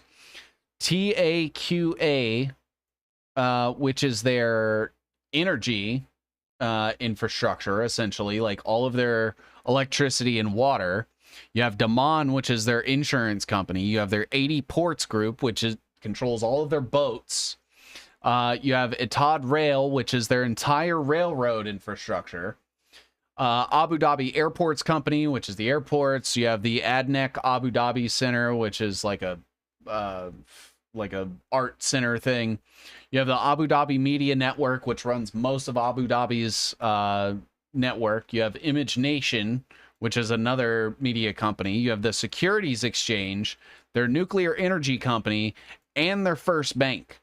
All of those things, all of that infrastructure was given to this holding company that's run by this National Security Advisor. And then Justin Sun, who was invested in Tron, also invested in Tether. Tether is Brock Pierce, Craig Sellers, and Reeves Collins. Craig Sellers, Omnibolt, Omni Foundation, Block One, and Self ID. You have also from Brock Pierce, IGE, which was Steve Bannon. Brock Pierce used the same lawyer as Elon, Jay-Z, Mayor Eric Adams, and Steve Bannon. Brock Pierce over Blockchain Capital, DNA Holdings, which is invested in PackSwap, which is Stephen Morris and Scott Walker. Scott Walker over CoinWeb. And then you have Blockchain Capital, you have Medici Bank, Mastercoin, you have Digital Entertainment Network, where he was accused of child rape. You have Mastercoin and Bitcoin Foundation. Also over Bitcoin Foundation was Jim Harper from the Cato Institute and Bruce Fenton from who was also partnered with Vivek Ramaswamy in New Hampshire. Bruce Fenton over Atlantic Financial, which is owned by KKR and Co. And he is also over Medici Ventures. Medici Ventures also includes John Johnson, who is the current CEO of Overstock.com, which was started by Patrick Byrne, who went to Stanford and is partnered or worked at Berkshire Hathaway, which is Warren Buffett of the Giving Pledge. And outside of that, we had a couple of other ads, nothing too significant, except that where the Cato Institute was. And then Edelman PR being partnered with that Abu Dhabi company also. But you have, it's on here somewhere, the Cato Institute with Stephen Moore of the Heritage Foundation. You have Jeff Yoss, who's part of the Cato Institute. You have Richard Gilder from Club for Growth, and that's where you start getting all that shit in here. There's Coinbase and Brian Armstrong. Be on the lookout. So these are some of the big names that are coming out as far as the crypto is concerned and all the stuff in the Middle East. Also, fun fact, Stephen Forbes over Forbes is also fraternity brothers with Willie Nelson, Elvis Presley, Aaron Rodgers, Mike Huckabee, Pat Robertson, Howard Schultz, and Robert Byrd. So, just some interesting connections thought we would look at. What I really want to look at for the next time that we do the Peter Thiel Elon Musk web would be looking into the New School for Social Research, because that's where you get like Rockefellers, you get big oil, you get technocrats, you get Zionism, you get the medical industry, you get transactionalism, and you get Hegelian idealism, all converging in the same place 100 years ago. So that would be an interesting thing to look at, because Thorstein Veblen was a huge part of that. And he was the guy that inspired like Howard Scott and Marion King Hubbard and Elon's grandpa, Joshua Haldeman. And I'd love to go through and sort of break all this stuff down and start adding stuff from these people, because this goes all the way back to like the French Revolution. We're going from like 1789 to shit that came out yesterday with the Peter Thiel, Valar Ventures, Jeffrey Epstein thing, and everything in between. But yeah, thank you everybody again for the love and support. I appreciate you all a shit ton, especially anybody out there that wants to, you know, keep supporting the research and shit. Like I said, I get uncomfortable asking people for money, but if, you know, this is something you like and you want to keep seeing it, it helps to keep the lights on. I've got merch and donation links and shit. Feel free to subscribe. I also have a Substack as well that you guys can look at, that I should be having some stuff come out here soon. And then tell your friends. Go subscribe on YouTube, Twitter, Rumble, all that good shit. And thank you guys. Want to thank Michael Fitzpleasance, Buddha Yogi, Tryhard7 Entertainment, Ivan, Duper Girl, Dud RPG R11. We had Indy stop by, Wheezy stop by, Mule HD, Cocoa Biscuits, Dabby Dabs. We had Phil, we had Purple Glue, sorry, Dustin Helm, 3-Chord Grifter, Sarah P, Tim Hinchcliffe, and